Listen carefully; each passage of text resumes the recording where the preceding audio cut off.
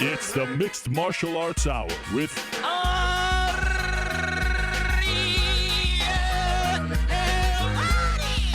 The Mixed Martial Arts Hour back in your life on this Monday, September 26, 2016. Hello again, everyone.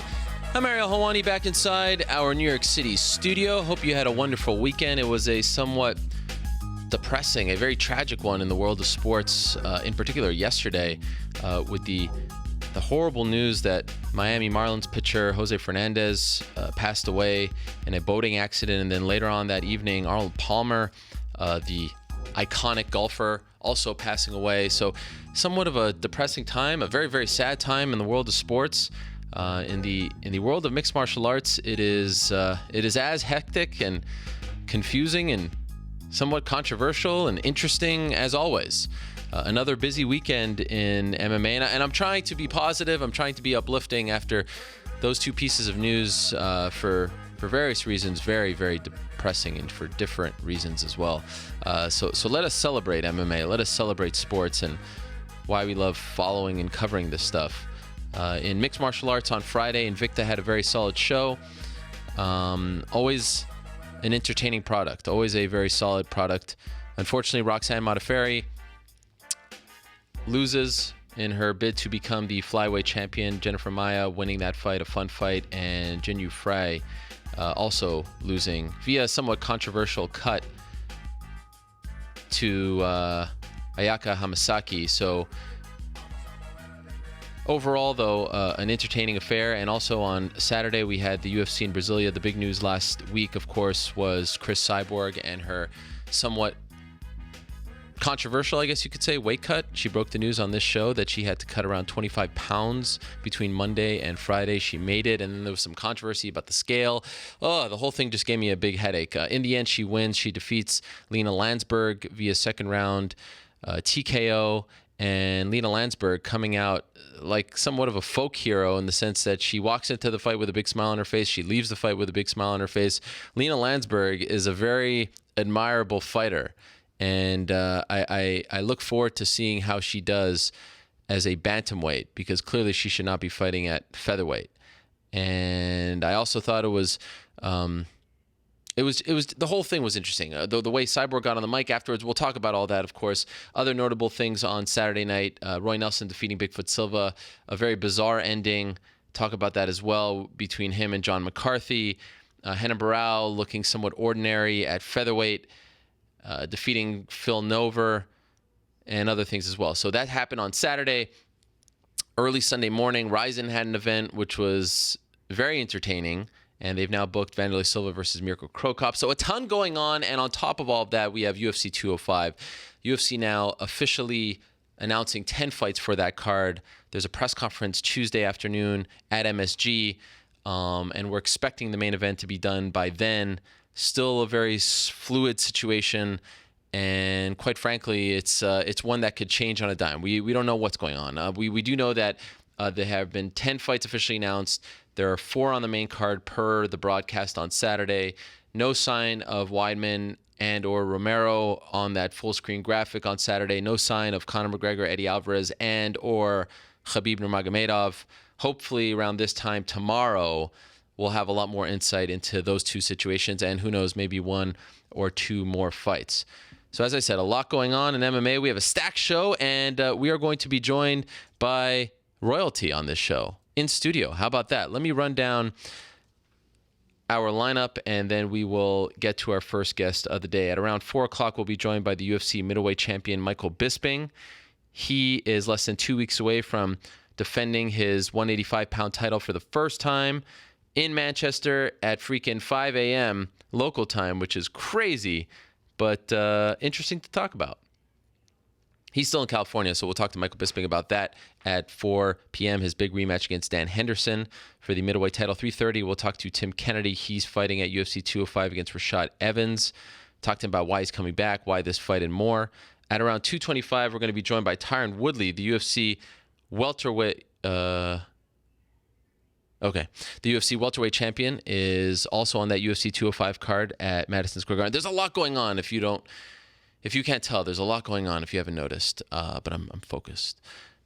Tyron Woodley is going to be in studio right here, defending the title, 205, less than 2 months away against Wonderboy Thompson. I'm looking forward to that. Joseph Duffy at 205. He's got some interesting things to talk about, so I'm looking forward to talking to him. He's in Montreal, La Belle Province, my hometown, 145. Will Brooks, who returns on Saturday. The UFC is back on Saturday with an event in Portland, UFC Fight Night Portland. He's fighting Alex Oliveira, his second UFC fight, the former Bellator lightweight champion. And Chris Cyborg's nutritionist, George Lockhart, will join us at 125. Boy, am I looking forward to talking to him. So that's coming up in around 20 or so minutes. But first, let us go to the Skype machine and welcome in my colleague over at MMAfighting.com. He just woke up. The guy is such a night owl that he just freaking woke up. He is Marc Raimondi, and he joins us right now via the magic Skype. Marc, how are you? I am on the West Coast, I'm not. It's freaking 10 o'clock in the morning, my man. You are wearing a nice shirt. I appreciate that. I stayed up all night for Verizon. My clock is all a little bit messed up. But I'm here now, and that's what's important. Yes, very important. I appreciate you jumping in. Okay, so as I mentioned, Invicta with the solid show as always, UFC with an entertaining, albeit very long show on Saturday, and Rizin with the early morning show on Sunday. 3 fun events from different promoters, different promotions. I'm putting you on the spot here. I didn't tell you this question beforehand. Of all the fights, maybe there was, 40 or so in total, give or take a couple. Yeah. Which performance stood out the most? Crazy Horse, Charles Bennett. Wow. Rise. Felony. I think I was loopy after 7 hours of UFC, and Rizin was incredibly entertaining. And I was gonna go to bed, but it was actually so fun that we just stayed up and we watched it. Esther, Casey, myself, my girlfriend G, we all hung out and we watched it. It was a lot of fun. Esther broke out her cup of noodles ramen outfit. It was really a good time. Yes. But I think Cyborg though was the story of the weekend in many ways, and I know she wasn't pushed. It wasn't a competitive fight, obviously, but anytime that we get to see Cyborg, I think is a treat. I think that she's a special talent. I think she's an elite fighter. Obviously, she's probably the most dominant female fighter of all time. So I always enjoy watching her fight and seeing how she's evolved and what she looks like, and she looked very devastating as always on Saturday night. Okay, so you say that. Were you impressed? I mean, obviously she won second round, but she has set the bar so high that we always kind of expect this tornado of action, and then her opponent is dusted off in a minute or so. Given the fact that this went into the second round, what'd you make of her performance? No, I think it was a great performance. I think it was a tempered performance. It was a patient performance. She didn't have that. She had a few flurries, but it wasn't her crazy finishing flurries that we've seen in the past from her. Hey, look, Lena Landsberg is very tough. Maybe she wasn't going to be able to finish her in those flurries. Maybe she would have run out of gas if she had continued with them. That weight cut will mess up your cardio every single time, even though she was running like 10 miles a day, I think, during this camp to get the weight down, which is ridiculous. I thought that she was very patient. I thought that she looked very skilled and technical, actually, which is, she's come a long way from her early days, just being this like Tasmanian devil and just coming out there and throwing, winging punches. I thought it was great. I thought she showed a lot of patience, and I think it was on purpose. I think that she wanted to try to extend the fight a little bit. She hasn't had a lot of cage time. Let's be honest. Over the last few years, I mean, how much time has she really spent in the cage? I think it was good for her, and I thought it was an excellent performance altogether. And how about Lena Landsberg? The opponent throughout this entire process, the sort of nameless, faceless opponent, who I thought, as good of a job that the UFC did in telling us about the opponent Mickey Gall and the CM Punk experiment, I thought they did an equally bad job in telling us about Lena Landsberg. Like, you always have to prepare yourself for the unknown, for the the crazy upset, and I thought they didn't do a good job of that. And of course, there was a lot more at stake in the Punk fight because that was a 2-year process. That being said, she's a very lovable character. I mean, she walks in there with a smile on her face. She has got a smile on her face afterwards. She's thanking Chris. I really am curious to see, given how she implemented her game plan, which was obvious, keep her close, clinch, try to frustrate Cyborg. Of course, in the end, she did not fail. She did not succeed in beating her. I'm actually curious to see her as a 135er. I'm intrigued by her. I'm with you. And I think it's a fair criticism saying they didn't really tell her story well enough, but we're talking about a promotion that puts on 40 plus, 45 events per year. And it's just so hard to fit that in when it's not a pay-per-view, when it's just another Fox card, an FS1 card. It's just difficult to do. So I can't blame them for not doing as good a job as they can. And we all know that Cyborg was the star. It really didn't matter. All due respect to Lena Landsberg, who was in front of her. It wasn't a big name person. It was someone they just signed. It was really the Cyborg show. It was in Brazil. So I can understand why they didn't really feature her. But yes, to your point, I'm very curious about Lena Landsberg, just to see how tough she was on Saturday night. I think that impressed a lot of people. I think that we didn't know who she was going into fight week. We got to know her a little bit last week, and now to see how tough she was and how long she hung around with the most devastating fighter in women's MMA. Yeah, I mean, I'd love to see her against someone down in the rankings in the bantamweight division to see how good she really is, because she obviously is durable and is tough. First time in 3+ years that Cyborg sees the second round, which is pretty remarkable. So I agree. Obviously impressed. It was a very one-sided affair, but I thought she kind of dropped the ball in the post-fight interview by just saying, I want super fights, like not getting on the mic and saying, look, I'm the 145-pound champ. I'm the best fighter in the world. I'm the pound-for-pound queen. I may be the best fighter, male or female. You know what I mean? Like, say something to get people all riled up. And it was just, she almost seems too nice. What bothers me is that then she'll go, or someone will go on social media on her behalf, and I think we've talked about this in the past, and throw out something completely different. I felt like that was a missed opportunity. Do you agree? I do. But you have to realize that Cyborg is really not that person. And she's not the person sending out those tweets in many cases. She does not like to trash talk. She does not like to talk trash at all. It's just not in her nature. She's a very nice person, actually, which is, it's a dichotomy from who she is inside the octagon, inside the cage, to who she's outside of it. She's very sweet when she's not cutting weight. I'm sure she's pretty miserable when she's cutting weight.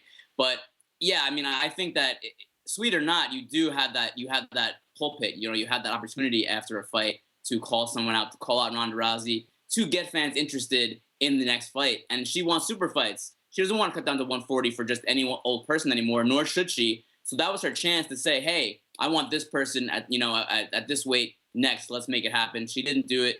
I get it. She is a martial artist. She feels like she doesn't need to do that. She doesn't want to call people out. She'll do it on Twitter, or someone else will do it for her on Twitter. I wish she had. But, more than anything, I just don't want to see her fight at 140 anymore, especially against someone they just signed. If it's going to be a super fight, it's going to be Holly Holm, fine. But if it's going to be, someone they just, they take from an outside organization, it just doesn't make sense. Yeah, and you have to keep the message consistent. If you're going to be that nice person on the mic, you have to be that same kind of person on Twitter. I don't care if someone else is running your account. It's just very confusing. And say this about the Lena Landsbergs and the Leslie Smiths of the world. You don't see anyone really going on social media or in interviews and saying, yeah, I'll take that Cyborg fight. You don't see other females doing that. You don't see people saying, I'll move up to 140 from 135. You see the Megan Andersons doing it, but she's an Invicta, trying to make her way over to the UFC, and she can't cut below 145. But it's interesting to note that not many people are clamoring for this fight. And then it goes back to their whole stance, the UFC stance of, there's not enough fighters at 145 to start that weight class. I maintain that she's a big enough star. She's a big enough draw. There wasn't much of a weight class when they brought over Ronda, and they've done this sort of thing in the past. They have a king or queen in a certain weight class, and then the weight class evolves.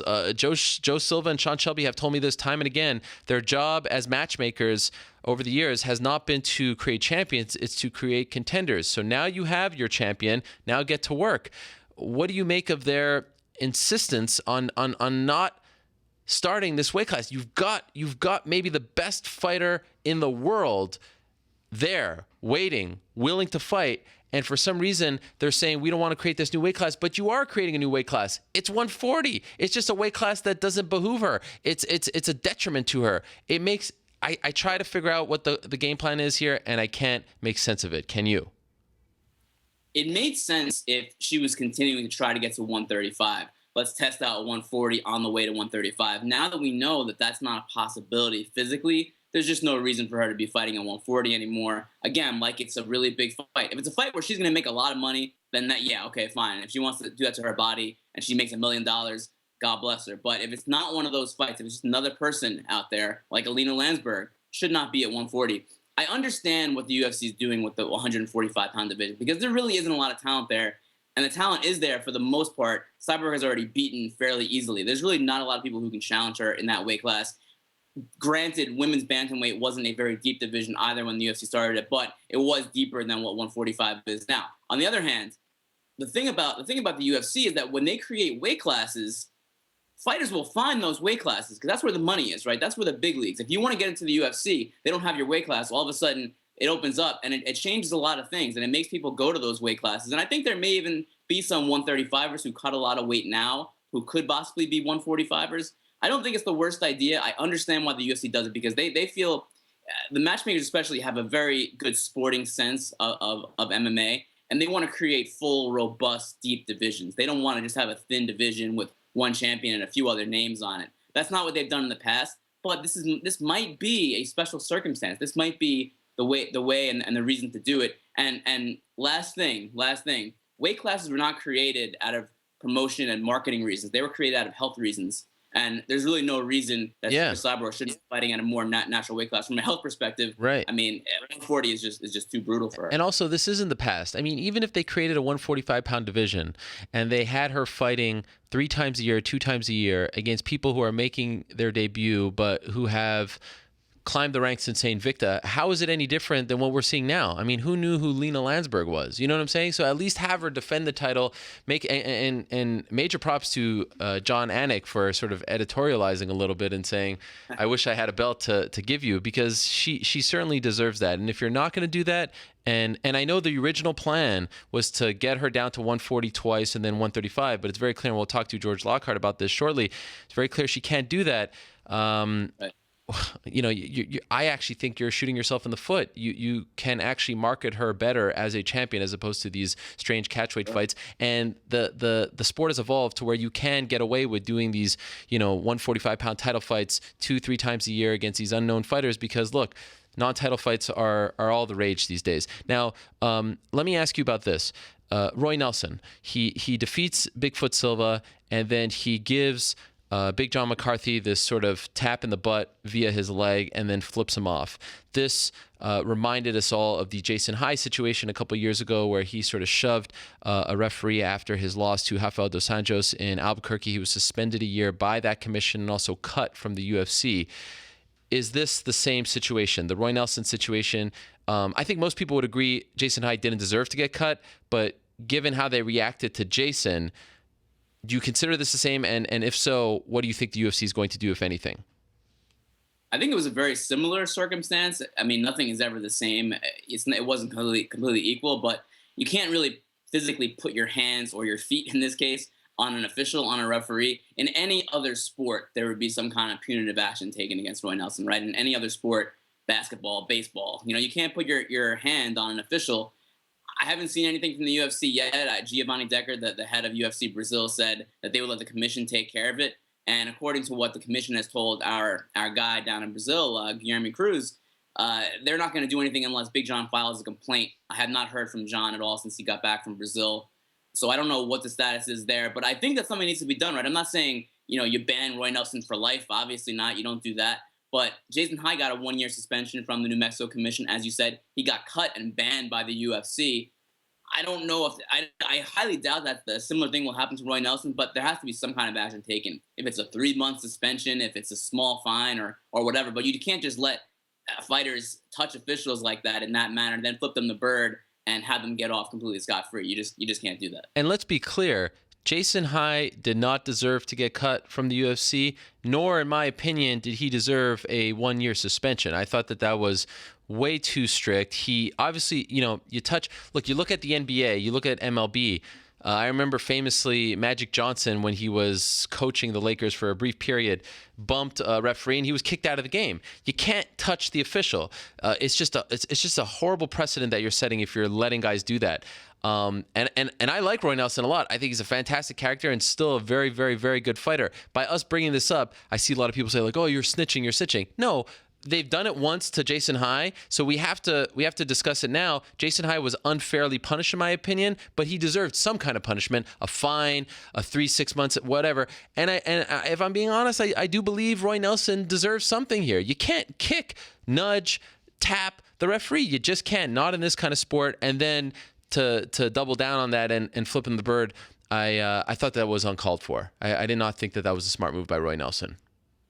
Can we stop with this snitching crap? Yeah. Oh wow, I What- get it all the what time. about snitching? It happened. It happened on national television Yeah. in front of millions of people. Who's snitching on who? Come on, give me a break. Yeah. Yeah, I completely agree with you. The Jason High thing. I was actually on the MMA beat that week, and I actually said I did not mind that the UFC cut Jason High. You Looking back snitch. now, it was certainly I am a bit of a snitch.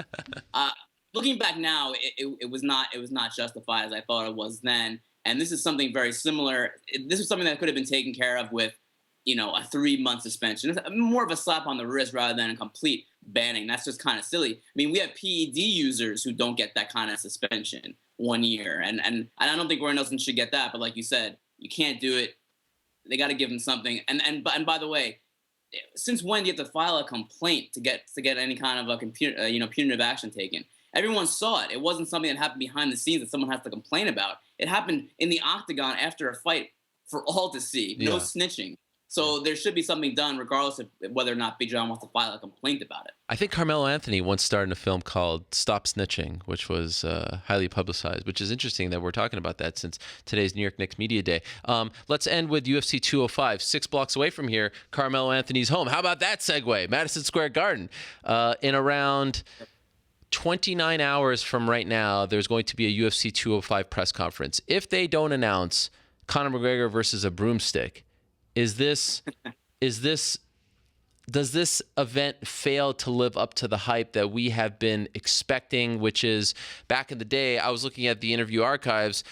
I did an interview with Lorenzo Fertitta January of 2011 at MSG, and he's promising a UFC 100 type of card. You see the card now. There's 10 fights on it. We hope that Chris Weidman will be number 11, and maybe there'll be 1 or 2 more. But if it does not involve Conor versus anyone else, with all due respect to everyone else, does it feel like it did not live up to the hype in your opinion on paper?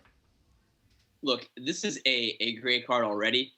Any card that has at the top Tyron Woodley defending his title against Stephen Wonderboy Thompson, as well as Joanna Jędrzejczyk against Karolina Kowalkiewicz for the strawweight title, is a fantastic card. Plus, there's other great fights. Frankie Edgar's fighting on the card. Tim Kennedy versus Rashad Evans is super fun. It's a very good card on paper for the hardcore fan. And I think it'll sell out pretty quickly just because it is the first show at Madison Square Garden, the first show in New York City. I don't think they have to worry about that. I think they're going to sell out very, very fast. People that I know in New York are already looking to get tickets. They don't even know who's on the card, but they want to get tickets for the first UFC. That'll be fine. But if you want to draw a lot of pay-per-view buys, this card is probably not going to do it as is, unfortunately, because that's just how it goes. The big names, the big stars, the celebrities sell pay-per-views, and Conor McGregor is the biggest one of those in the UFC right now, maybe the biggest one ever. So in that regard, if you want to make the biggest splash possible, you need someone like a McGregor or a Rousey. Rousey's obviously not in the picture for this card, maybe in December. But yeah, if you want to make the biggest splash possible in New York City, Conor McGregor is the guy to do it. He says he's available. I'm not sure what the story is behind the scenes, but if your biggest draw, your biggest star, your mainstream hit is right there for you, why not put him on the biggest possible card? I'm not sure.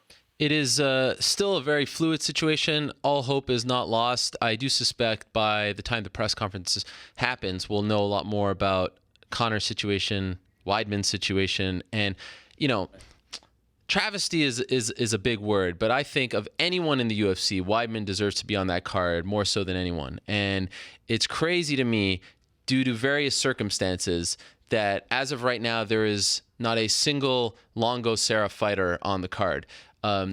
Let's even add to that. There's not a single, I know the Lyman Goods are on the card, but there's no, right now, Weidman, Vellante, Sterling, Iaquinta, which is also a very unfortunate situation. And Sterling's a little banged up, Volante's a little banged up, but it does. I was really looking forward to a New York versus the world card, sort of like what we saw in Dublin, what we saw in Brazil at UFC 134. Like, this is a celebration where all the guys who couldn't fight in their home state are getting the chance to do so, the biggest stage possible. And to me, I love the card. I actually really like it. It feels a little different, a little flat, because we're not getting that storyline. Because I wanted to see if they could run the table, that sort of thing. You get what I'm saying? I don't disagree with you, but even forgetting all of that, Chris Weidman worked so hard, Albany, the state legislator, trying to get MMA legalized in the state. I mean, that guy was up in Albany multiple times a year. You saw on social media him wearing the suit, talking to all the politicians up there. No one worked harder than him as far as fighters go to get the sport legalized in New York. he is one of the guys that needs to be on that first card in Madison Square Garden. He's wanted it. He's begged for it in certain cases. It would be very unfortunate if he's not there. He worked so hard, man. It would be a shame. So much drama going on. By the way, UFC back on Saturday. John Dodson versus John Lineker. Who's your pick? Taking John Lineker in that fight. Oh, Taking John Lineker. Hands of stone. Knockout? I think so. I think Wow. knockout. You put me on the spot, but I'm going to say I haven't had a chance to think about it too much. I'm a little tired, but I'll say Lineker. That's right. You just woke up. Okay. Well, that's very interesting. Good stuff, Mark. Anything else you want to share with us before we go? How about them Mets? They're okay. Don't know about the Giants. The Giants are a bit of a mess right now, but I am very Mets proud are to okay. say that I have not watched a single second of NFL action this season. And you know what?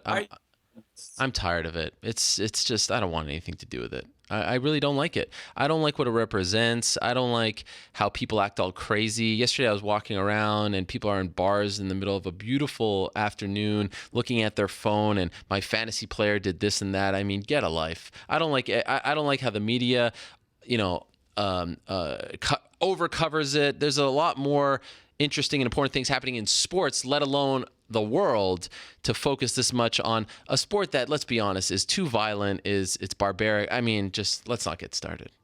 too violent and barbaric. You cover everything. What are you talking about? Yeah, but at least MMA is honest with what it is. It tells us that the objective here is to finish your opponent, to knock him out, to submit him, to either win via judge's decision. In football, we are disguising the fact that, we're like, okay, yes, the point is to get this ball over this line, but let's just jam our heads together and injure each other and have concussions along the way. I mean, I don't want to take part in that. I don't want to teach my kids about that. I don't want to subject them to that. What kind of a father am I? Would it be more palatable to you if they were a little bit more open about what they actually I just don't. were? It feels like I'm watching two Rams hitting each other over and over again. And I'm not talking about the LA Rams. It's not my cup of tea. America's game, man. You have to watch some hockey. You're a Canadian. That's right. Canada in the finals of the World Cup of Hockey this evening against Team Europe. So stay tuned for that. But alas, we have. What are you watching? No, absolutely not. I can't believe that they're. I can't believe that they're counter programming that with some debate going on. I mean, who's going to watch the debate when there's Canada versus Team Europe? No comments. Thank you, Mark. Appreciate it. Thanks, man. There he is, Mark Ramundi of MMAfighting.com. All right, let's move along. All last week, the topic of conversation was Cris Cyborg and her weight. How much does she weigh? Why is she fighting at 140? What is going on? Will she continue to fight at 140? Why can't she defend her 145-pound title? Why is she the 145-pound champion? And on it went. The man who was front and center, the man who was asked to get Cyborg down to 140 and possibly 135, the man who knows about this better than anyone, who is the most well-versed in this topic. You can brush aside all the, analysts, critics, fellow nutritionists. There's only one man who truly knows what's going on with Cris Cyborg, and it is George Lockhart, a fantastic nutritionist. He's been doing this for many, many years and works with some of the very best in this sport. He joins us right now on the phone to talk to us about the week that was for Cris Cyborg. George, how are you? Hey, I'm doing great, man. I'm back home and loving life. All right. Welcome back. I appreciate you squeezing us in after a long trip back home. So how long, George, have you been doing this, working with athletes, helping them with their nutrition, with their weight? How long would you say you've been doing this? With the actual UFC fighters, about 7 years. The Marine Corps, you're looking at like 12, 13 years. That's what I did before I worked with fighters. This was kind of like my gig. We had to get people on weight, and just like the Marine Corps, you have performance standards, you have weight standards. So not only do you have to make a weight, but you got to make sure that they can perform very well at that weight. Right, which is obviously very important. So I ask you that because I'm wondering if the past 7 days or so were some of the most trying and just frustrating days as in your career as a nutritionist. Was this one on top of them all? Was this more difficult than any other stretch of days you have ever experienced in this field? It was definitely tough, but all weight cuts are tough. A lot of times we work with multiple fighters for an actual fight. We've done up to 13 fighters for an event, and that right there is crazy. Like I said, crazy stressful. This one was just like the rest of them. The only difference is I think it's the first time we had a lot of negative press. And I can't talk about a fighter during a camp. You just can't do it, especially when they're going through the cut, because fighters don't want other people to know their business, and rightfully so. So, I have to wait till the cut's over. And that's why, I hadn't said anything, not because I didn't have an answer for anything. It's just, out of respect for the fighters. And, I know the videos came out, and the timing of those videos was I guess you say perfect for traumatic effect. But like I said, hopefully today I can answer all the questions and kind of tell you everything that went down and why things did look, I guess, the way they did. So Cyborg comes on this show last week and starts telling us that she's 25 pounds, away from her target, that she's on birth control, and she's questioning this. And then this video comes out the next day of you and her, among others, in a van, and she's sort of questioning you. And I sort of started to feel like this was an indictment on you, and you have other people weighing in on it.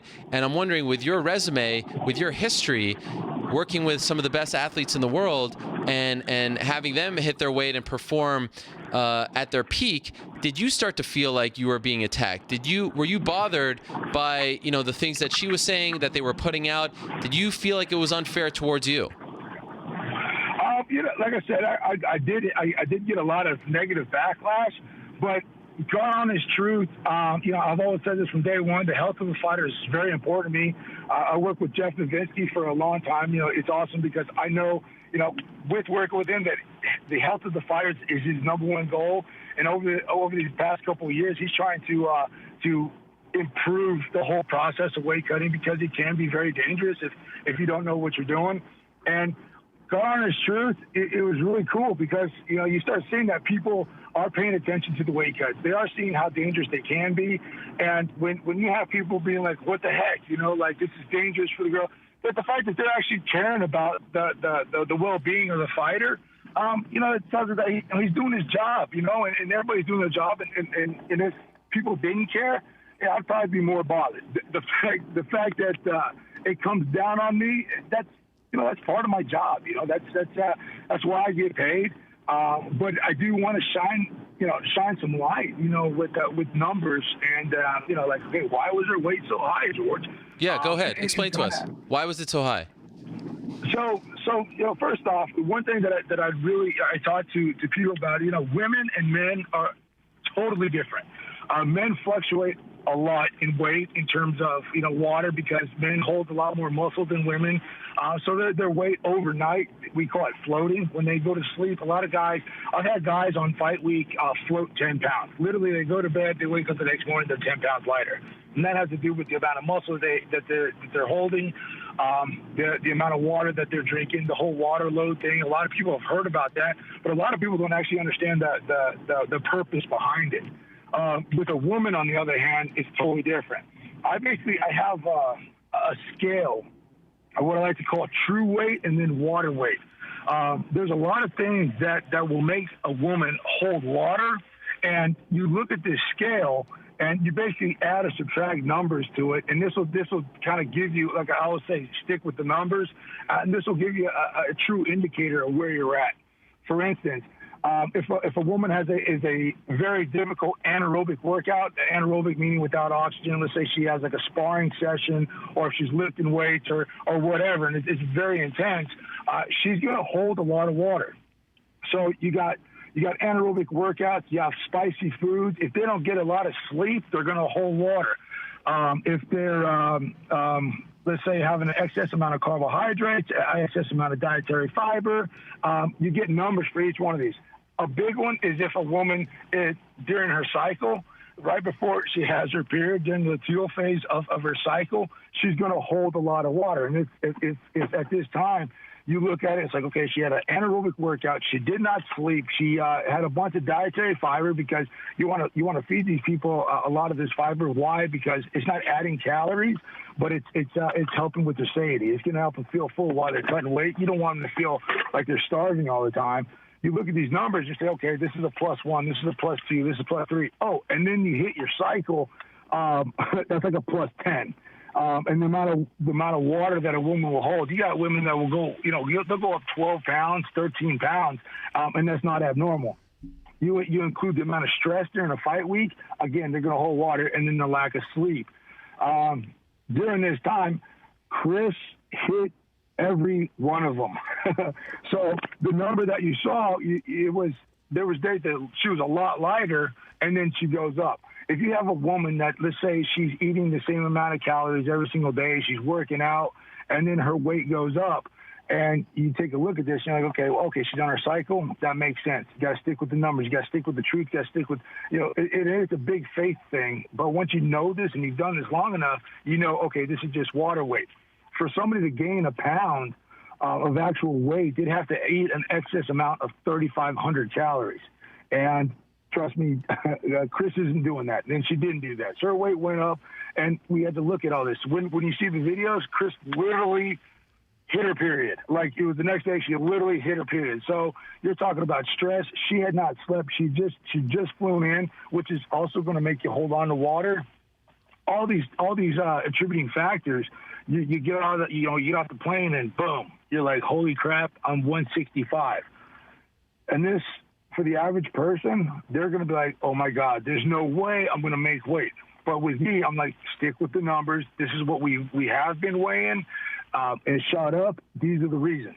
Now, on another note, if I got somebody that they've been drinking maybe a half a gallon of water a day, they've got great sleep, they're not stressed out, they haven't been eating a lot, they haven't been intaking any sodium, and they're heavy, you got something to worry about because those numbers don't add up. On that scale, you're looking like we're pretty close to your actual true weight, and now we're just going to start drawing water from muscles, organs, and negative parts of the body. That right there is something we want to do. And with Chris, unfortunately, it's just the timing. She hit it the week of her fight, and that's something I can't say because her opponent's like, oh, good to go. I know that the person that I'm fighting, she just hit her period, which, can be a huge advantage and kind of a huge confidence booster. Okay, and explain, and thank you for that detailed explanation. The idea to introduce the birth control pills was very much talked about. People weighing in, including her. She seemed to be somewhat confused about the whole thing, which was strange to me. Why did you do that? And did it work the way you thought it would? Right. So at the end of the day, like, a lot of people think like I'm prescribing stuff and giving medication. Like I do not. I am not a doctor. I can't prescribe anything. I can't write anything down and be like, okay, take this. One thing that I did want to go over is like, okay, we have sporadic periods, and when this happens, we tend to go up a lot. What I wanted is lighter periods, a little bit more frequency, a little bit more regularity. This is something that we want to address. The actual birth control that was prescribed to her it's got a compound that actually helps out with aldosterone. Aldosterone is it's an antidiuretic hormone. Basically, when you start cutting weight, your blood volume decreases. When your blood volume decreases, the thickness of your blood increases. Now, what happens is your body's it's an amazing survival mechanism, right? And it's always trying to keep a balance, a homeostasis. It's always trying to keep itself in check. So when it sees blood volume go down, it's going to raise that hormone aldosterone. When aldosterone is raised, what it's trying to do is draw water back into the body so you can increase the blood volume. When you start drawing water back into the body, obviously weight's going to go up. Weight cutting is going to be very, very difficult. So the biggest thing is, we look at, like, we want the frequency of the periods to be more regular. They want to be lighter, and this is something that we talked about. Like, hey, last camp, this is something that we faced in every single cut. we want it to get easier and easier and easier. You know, I don't want to have the same cut every single time. Like, okay, well, we did this last time. Let's just do the same thing next time. There's so many different variables that come into play when weight cuts. There's no weight cuts that's the same, even with the same fighter. Principles stay the same. There's a lot of things that we had to do differently. I usually, I usually give like dandelion root and things like that to a fighter to help them naturally release water. Dandelion root is a potassium-saving diuretic. With the birth control that Chris was on, that's something that we couldn't do. One of the things that we had to look out for was hypokalemia, which is it's an overdose of potassium. So we can't give her those diuretics. But the biggest thing, like I was saying, is aldosterone. Another one's vasopressin. Vasopressin is a hormone basically that we have to look at that is going to again hold water. We can affect that through temperature, but there's no other way that we can help out with the aldosterone. There's no other way we can help out with the periods. So that's something that I brought to her attention. She spoke with the doctor, and at the end of the day, Chris is very disciplined. Chris is very regimented, and she's like just about every other fighter. So many fighters, when you go back to like the IV ban, they've done it time and time again. When the IV ban came, they're like, oh my God, what are we going to do? There's no way that I can fight at the level that I was fighting at without the IV. We introduced the science to them and told them, okay, this is why the oral rehydration is actually going to be better than the actual intravenous hydration. But the biggest thing is you want to do the same thing. I always use the lucky socks and the lucky underwear analogy. And you got that guy that's like, I'm wearing the same socks with same underwear. I'm not taking a bath for 3 weeks. Why? Because my last 3 fights I won, and I wore these underwear and I wore these socks. And I guess the mentality is you're very vulnerable, especially at the level that these guys are fighting at. So when you change this, and then we got a video camera right when this poor girl is cutting weight, she's hungry, hits her period. You're darn right that she's gonna be like, what the hell? This is like I said, the numbers are all there, and then what happens is it shoots up. We sit there and like, why did it shoot up? Oh, because all the variables that I had told you about. Now I don't want to go too in depth because obviously don't want to get into the like too much of a specific fighter. Tell the business. That's one thing that about me. I keep everything. Okay, this is just between us. Is how we do the cut. But she made the weight. And she felt great. We did the hydration, everything perfectly. Everything was as like I said, the numbers were right. And the thing is she made weight on her period. That's the biggest thing. Like if any woman has, and I know there's women fighters out there that have done this. It is so much more difficult for them to actually make weight on their period, and she did that. So, as for why we did that, if you look at the science behind that specific type of birth control, that's a real helpful, I guess you say, real helpful aspect of it. Something that she talked to her doctor about. He gave her the prescription, and honestly, I think the differences of camps. It's like, why the hell are my numbers going up? Oh, what's different this camp? Oh, I'm on birth control this time. This is why. This is happening. This is what caused it, and like I said, my job is, I'll tell you what, I am, during fight week, I'm probably the most hated person in the world, but afterwards, I might be one of the most loved people in the world, Right. That's why I do it, just make sure everything's safe. And, if at any time there's a lot of signs that are there, and I've always told this to everyone that if at any given time, that I'm like, okay, this is we're starting to draw water from places of the body we shouldn't. I'm going to cut it faster than anybody. And between me and you, this is probably going to make me sound bad, but I've done that for fighters before. I've literally said, okay, this is taking too long. We have a system, basically like in the back, how long it takes somebody to crack, basically how long it takes them to beat up. You have 5 minutes, you have 12 minutes. 12 minutes is on the higher end. You get above that, you start saying, okay, this person is not sweating. Why are they not sweating? Their body's not releasing that water. So where's that water going to come from, once it does happen? Then it starts getting dangerous. And I've literally said this, and we're talking UFC fighters, like, I'm like, dude, we need to call it. This is getting unsafe.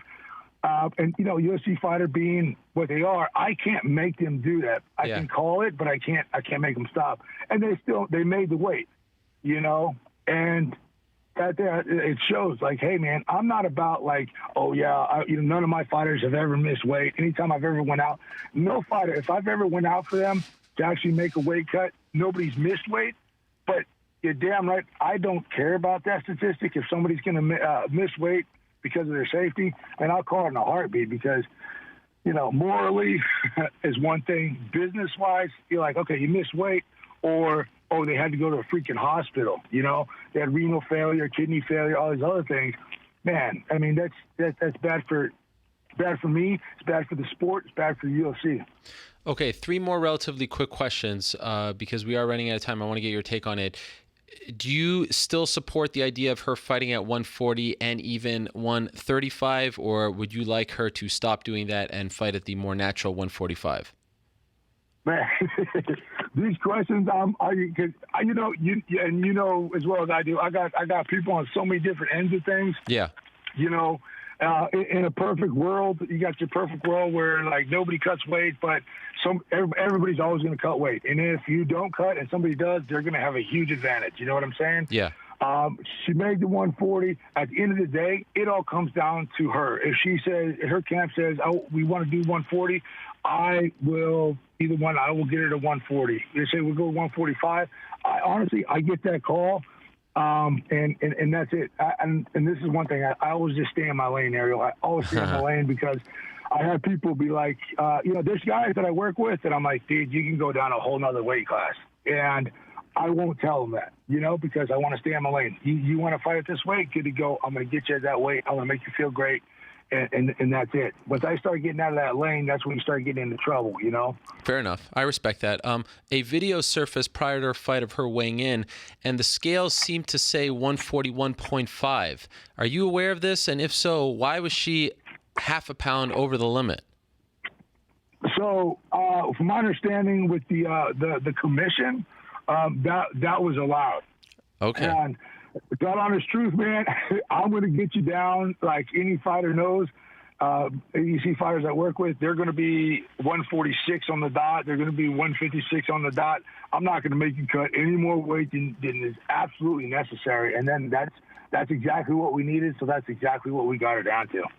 Okay. So, but because originally we thought she couldn't be above 140. There was some discrepancy. And then we find out 141, and then we see 141 and a half. So do you know why she was allowed that extra half? That was up to the commission, I believe. Okay. So I think you get a variable in there, and I believe like a lot of people don't know this. Like a lot of times with that, when you step on the scale, like a lot of the digital scales, especially in the U.S., it only goes by 0.5. So if you're, let's say, 171.2, it rounds down to 171. If you're 171.3, then it rounds up. So a lot of people don't know that. But like again, I'm going to get you down to like the damn gram, so you don't have to sit in a bath longer than you need to. You don't have to work out any longer than you need to. Does George Lockhart want to continue working with Cris Cyborg? I'm going to see. Whatever. Whatever she wants to do, I think we're going to have a huge sit down and talk. Like we, big hug. This happens every camp. You know what I mean? Like I said, all fighters, they go through different aspects. Some fighters have a little bit easier cuts than others. And emotions are extremely high, and I think that she needs to take a little bit of a break. I didn't even bring it up to her. And a lot of it is like, do you want to work with me still? From my understanding, yes, but I think we'll see where the cards lie. If she's like, you know what, I want to fight at 145, then I think that she could do the 145 on her own. I'll always be there though. 2.5 years with somebody, and literally like when I say 2.5 years with them, I'm out there. I literally I seen my son one time in the last 2 months because making sure that this cut went down, make sure that she had what she needed. You get very close with these fighters. I'm very close with Chris. She's a really, really good friend of mine. The camp. I'm really good friends with everybody in the camp.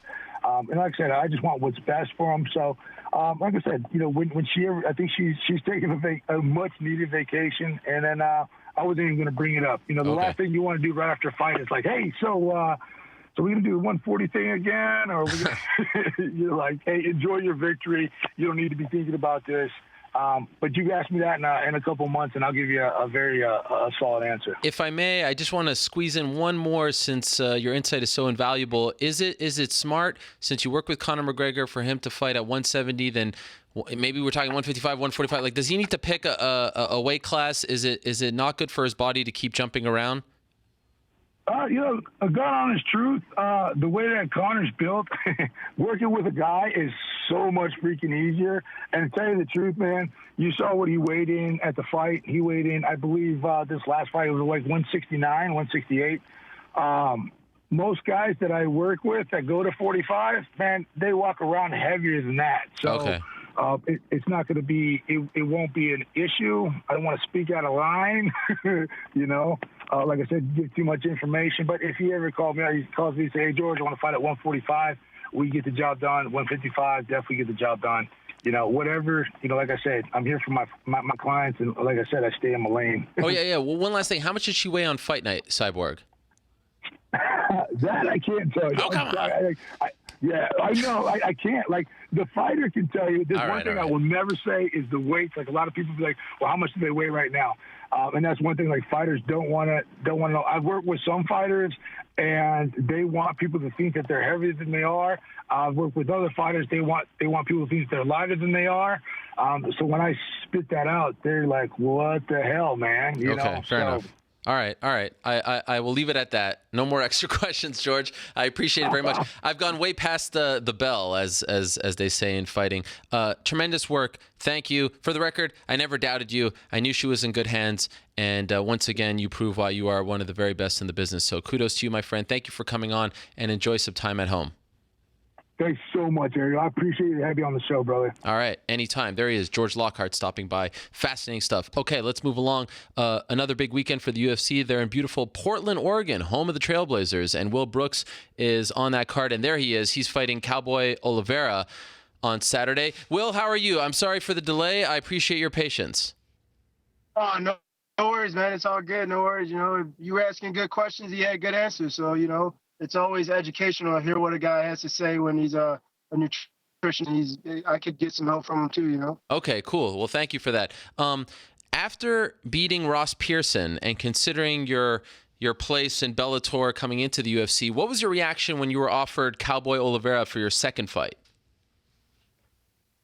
I kind of didn't have a reaction, man. I think I'm kind of going in that space where I'm recognizing the landscape of the lightweight division right now, and I'm seeing that there's no one that's like a path or a way to the title. You know what I mean? Like, the rankings don't matter. Guys don't know exactly who's doing what. Guys are just kind of picking fights. So it's like, man, why would I go and chase all these guys if these guys don't know what they're doing? Like, Cerrone doesn't know if he's a welterweight or if he's a lightweight.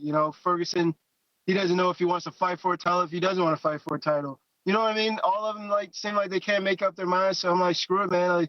Like, while they're trying to get all this figured out, who's the number one contender, I might as well just go ahead and make some money along the way and just, stack my chips until it's my opportunity to fight for a title. What about the quick turnaround? Were you in favor of that? Yeah, definitely, man. Part of the reason why I wanted the quick turnaround is because, man, I went for almost a year. About a year, like half a year, almost a year without making a paycheck, and I got way behind on some of my bills and some of my finances and things like that, and I needed to make sure I'm able to, have a cushion, and bounce back from some of the problems, some of the little bit of debt that I was in, so I'm just trying to restack my chips, get back to a comfortable place, and I got I always go back to this. I got the baby, I got the new wife, I got the new house, so. You got to have money to pay for all these things. So the more money you can bring in, the better opportunity you have to take care of your financial responsibilities. Does this camp and the build up to this fight feel different than the one in July? Other than, of course, the fact that one came about very quickly, but now you're established in the UFC. You have a fight under your belt, a win under your belt. Like, you're no longer the new kid on the block. You're just part of the whole, machine. Does it feel different to you?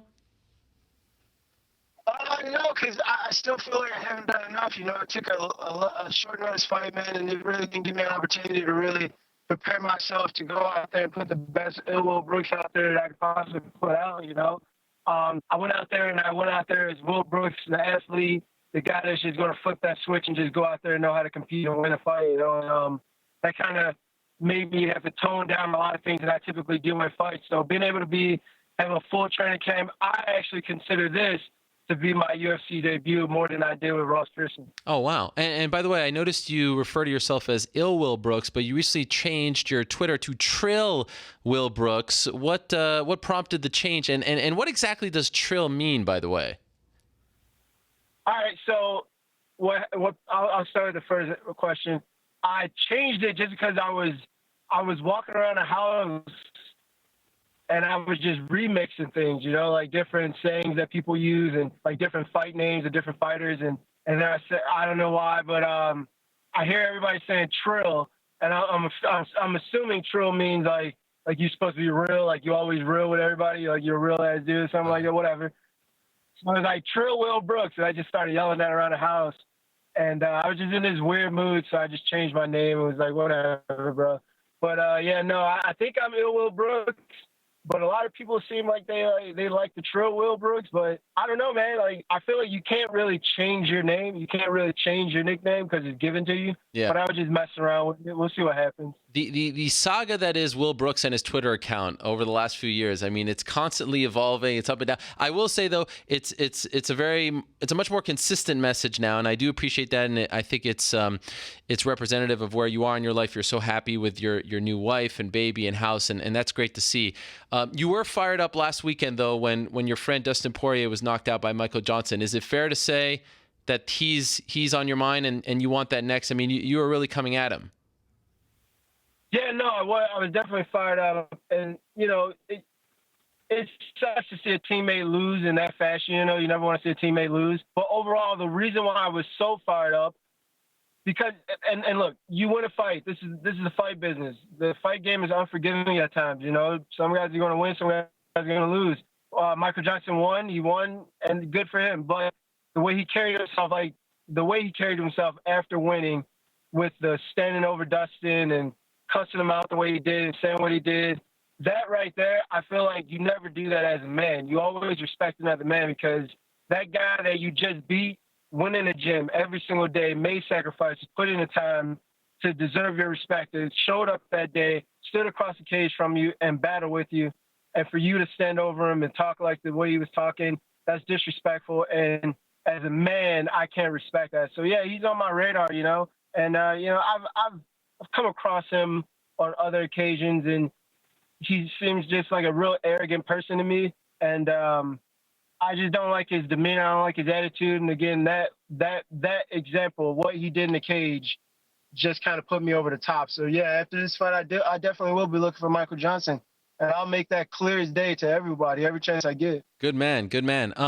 Also of note, I mean, I obviously don't have to go into this too much, but it has been, wow, what word can I use? A very trying time for Black people in America, right? And you have been vocal about this, and I respect you greatly for that. Was there something in particular that prompted you to go on social media and start talking about it? And what has the reception been like from the people who follow you, from other people, to you weighing in on these issues, which I think you have every right, and I respect you, and I admire you greatly for doing it.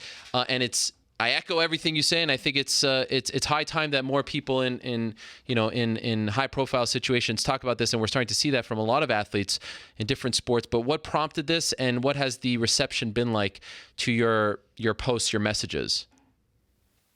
Well, what prompted this is, one, just recognizing the scenery, just recognizing the environment that we're in regards to the Black community, and going back home, I actually got an opportunity to take the UFC Insider crew back home to Chicago, and just driving through some of the old neighborhoods that my family grew up in, and just being able to look around and see that man, like how bad things have gotten. And you see it in the news now, Chicago If in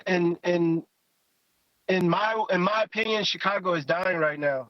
We're dying. We're not doing very well in Chicago. The black community is not doing well in Chicago. We're killing each other day in and day out. The number of black on black crime, the number of shootings and killings that takes place in the Chicago community and the black community in Chicago has just been incredible, man. And it's just embarrassing. It's a scary thing. And then on top of that, you turn around and you see that the same people, some of the same people, and I mean law enforcement, some of these law enforcement officers who are supposed to protect us and give us the opportunity to help ourselves in our communities, they're over here, treating us unequally. We're not being treated like our counterparts, and it's a very frustrating thing that when you watch the news and for example, one that just comes to mind is, and this one is an easy one, the young man that went to FSU who stabbed and killed two of these people in their garage, and the police show up and he's eating this man's face, right? He's eating this man's face,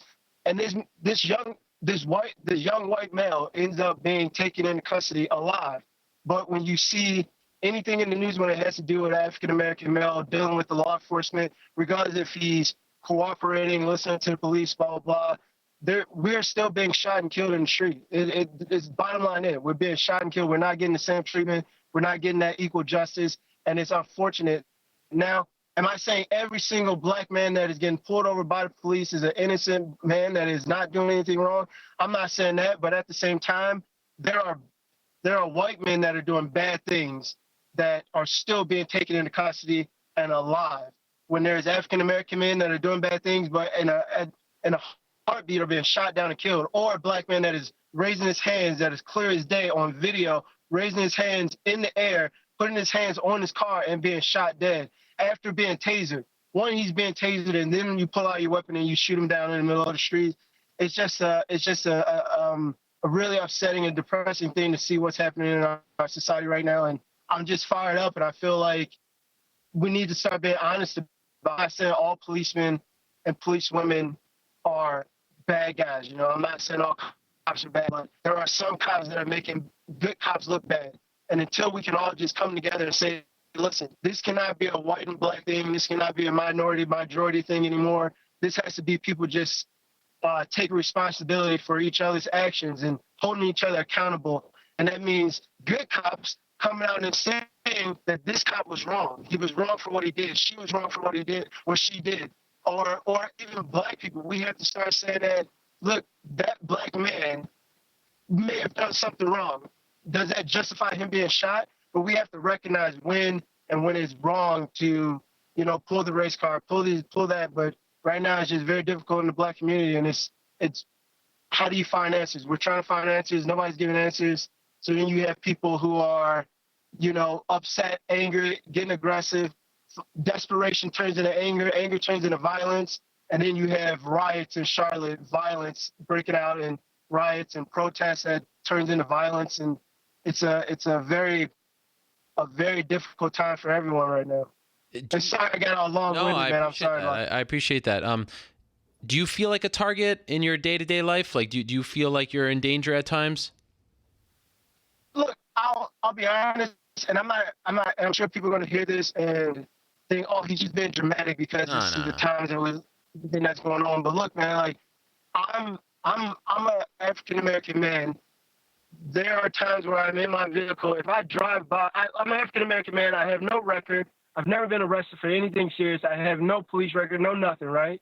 But there are times where I do drive by police and I do get nervous, not because this police officer may have caught me speeding. He's going to pull me over and give me a speeding ticket or I have to go to court for some speeding violation.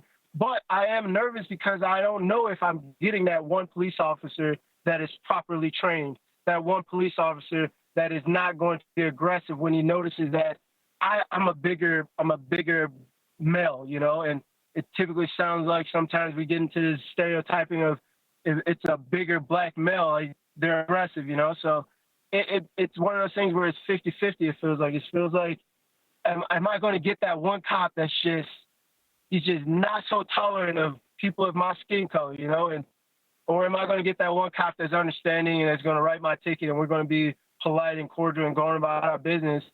Or like I said, am I gonna be that one guy that, ends up being a victim of unjust and unlawful shooting and killed and not be able to make it home to my wife and make it home to my daughter?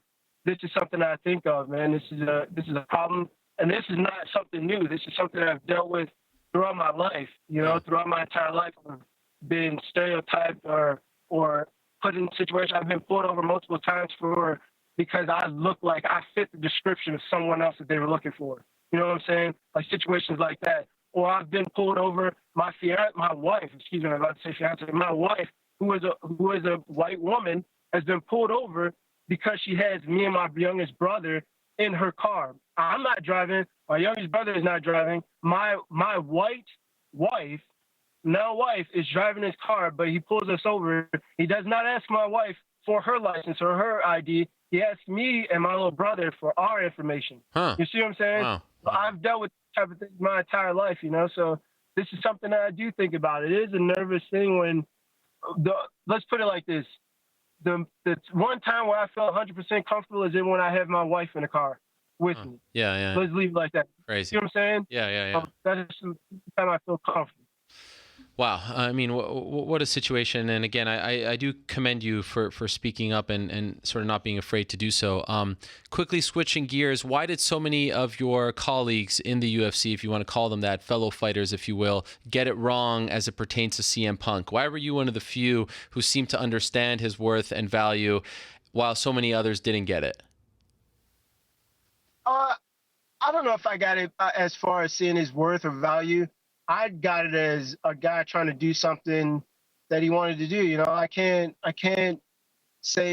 poo-poo on that guy because he wanted to go out and take an opportunity and, roll the dice in regards to something that he wanted. He wants to try it.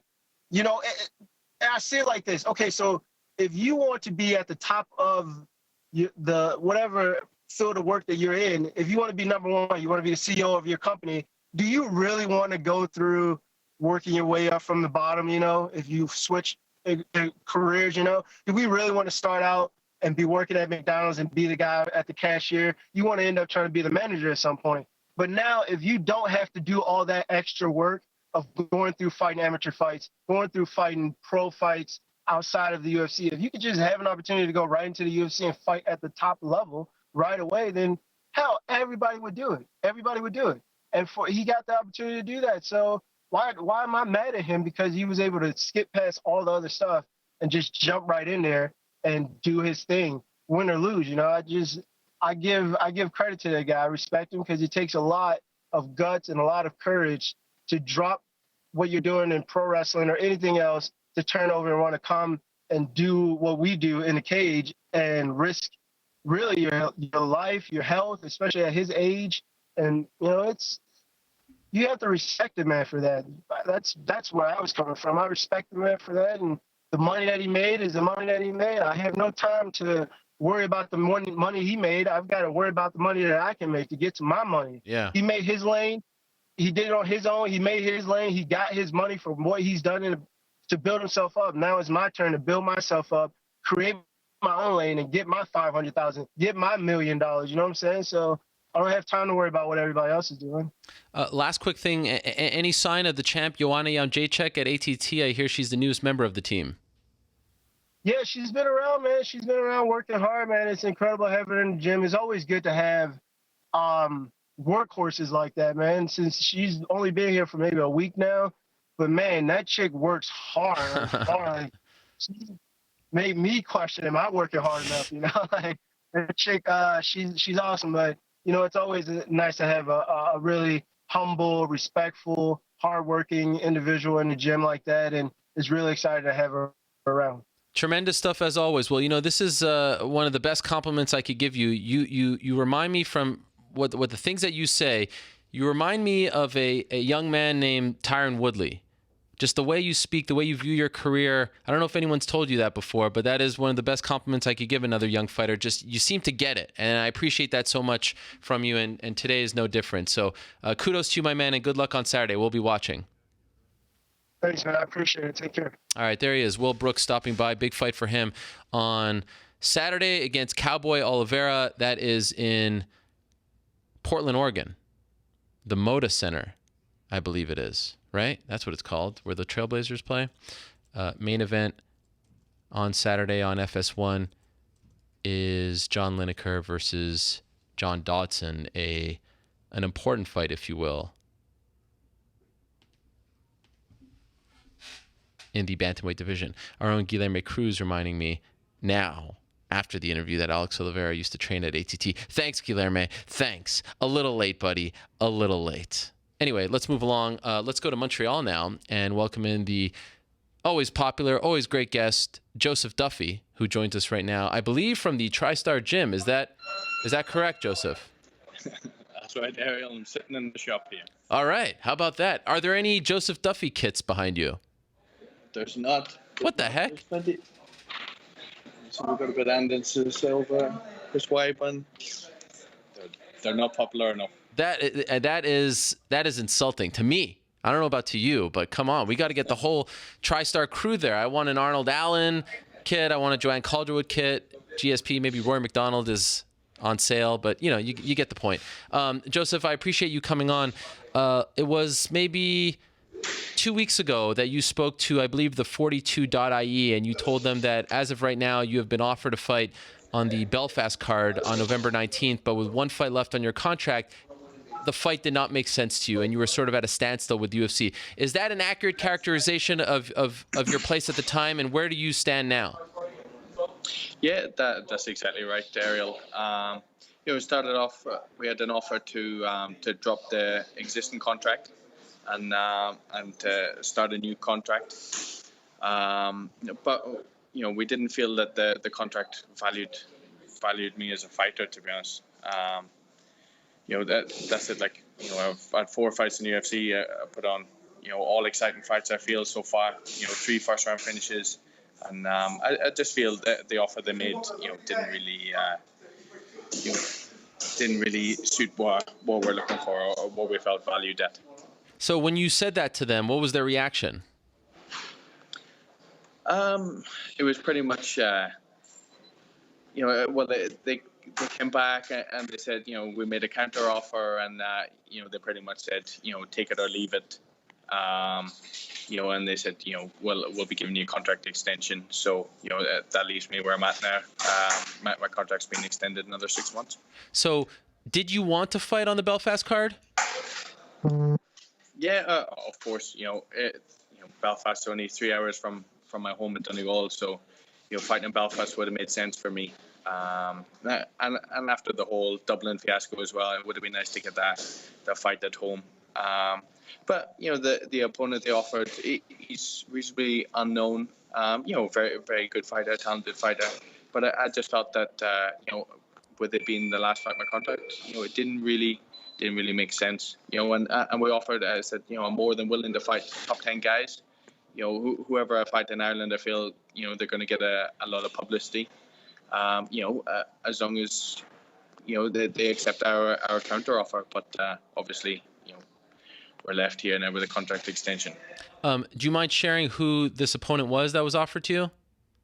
I'd rather not get into that. Okay. Obviously, I don't know if it's going to get me in trouble or whatever. I'm still contracted in the UFC or whatever, so I'd rather avoid it for now. Fair enough. Do you know why they extended your contract and not, we've seen other fighters fight their contract out, sort of roll the dice, if you want to call it that. I mean, some big name fighters as well.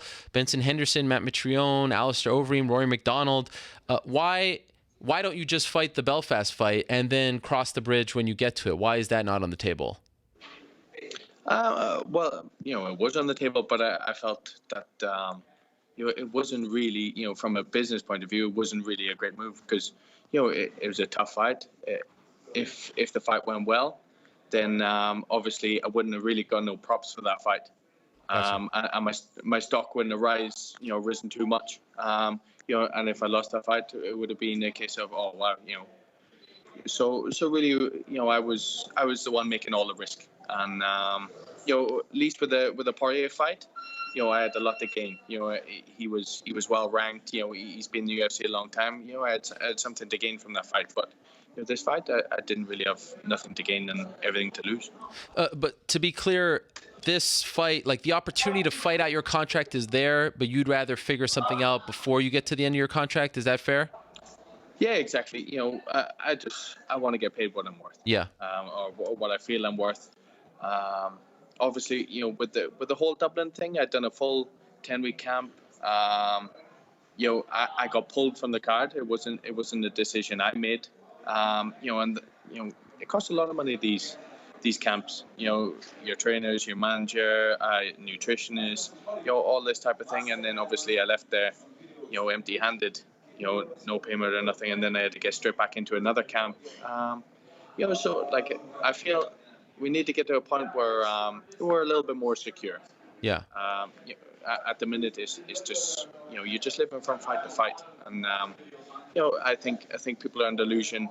We're in the UFC and we're getting paid crazy money, but at the minute it's not the case. It's somewhat symbolic that you are sitting in front of this Reebok sign, because I feel like a few years back, if you had loyal sponsors, they could help you, not feel like you're going fight to fight. They're putting you on a salary, they're paying you monthly. Do you have any sponsors like that?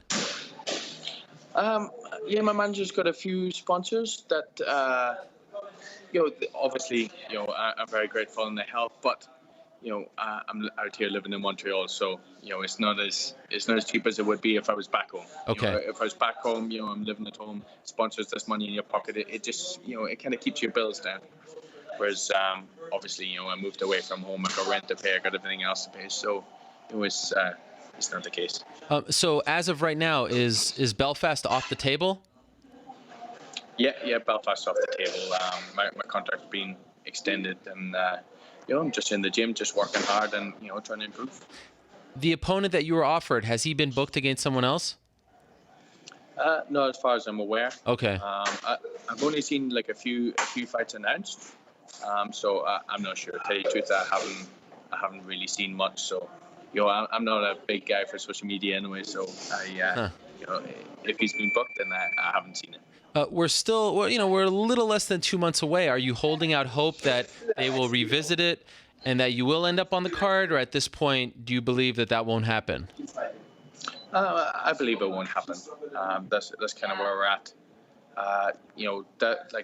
There's been plenty of opportunities to revisit it. I'm not getting my hopes up with all that stuff. All I'm doing now is, just getting in the gym and concentrating on working hard, because, all this stuff, it drains you. You don't need to be thinking too much about this. I want to be concentrating on my side of things, and leave that kind of stuff to my manager to deal with. How long has all this been going on for? Like, when did it all start?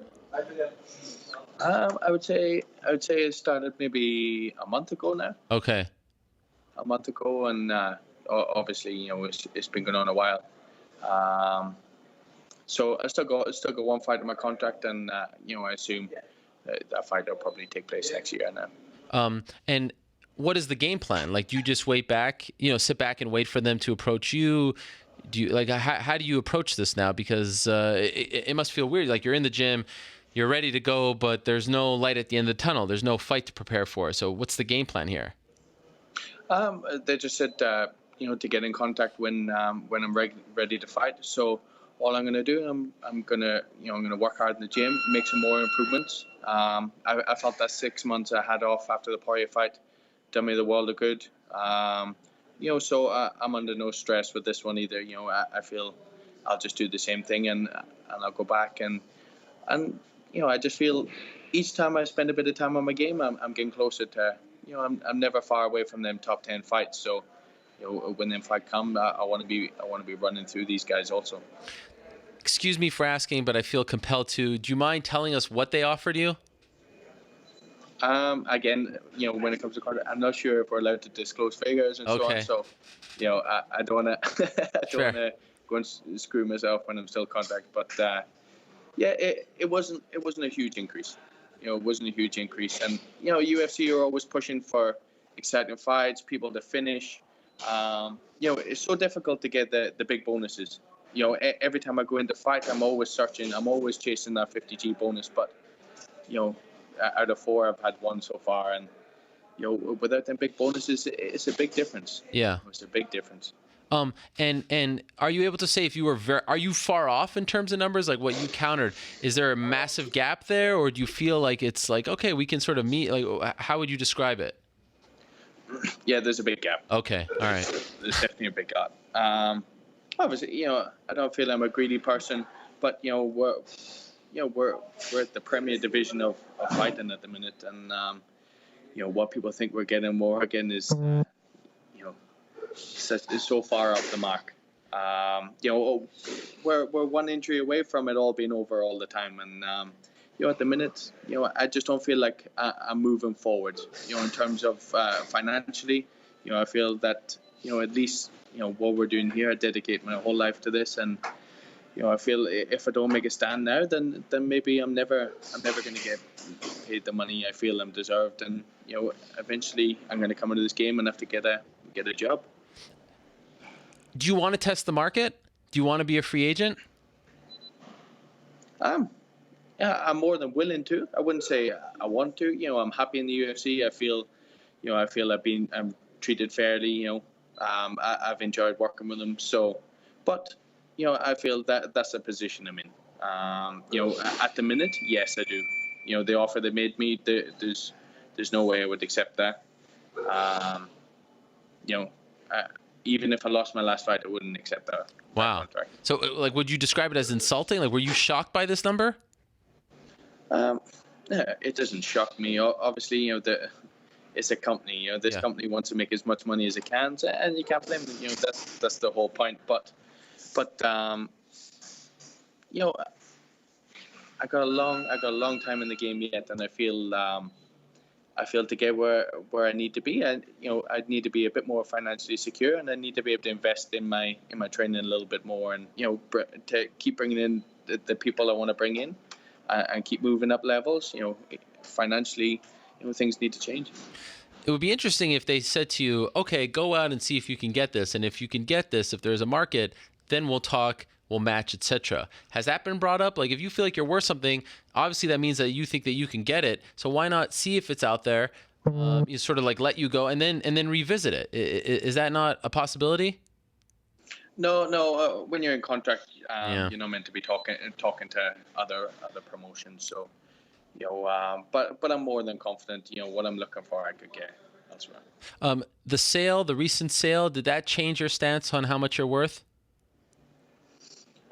No, really. I hear a lot of people saying, it got sold for $4 billion and blah blah blah. But that's irrelevant. I just feel, all the fighters who's fighting at the minute, it's nowhere near the money we need to be. Like, if you look at other sports, I know a lot of people compare the different sports. Yeah.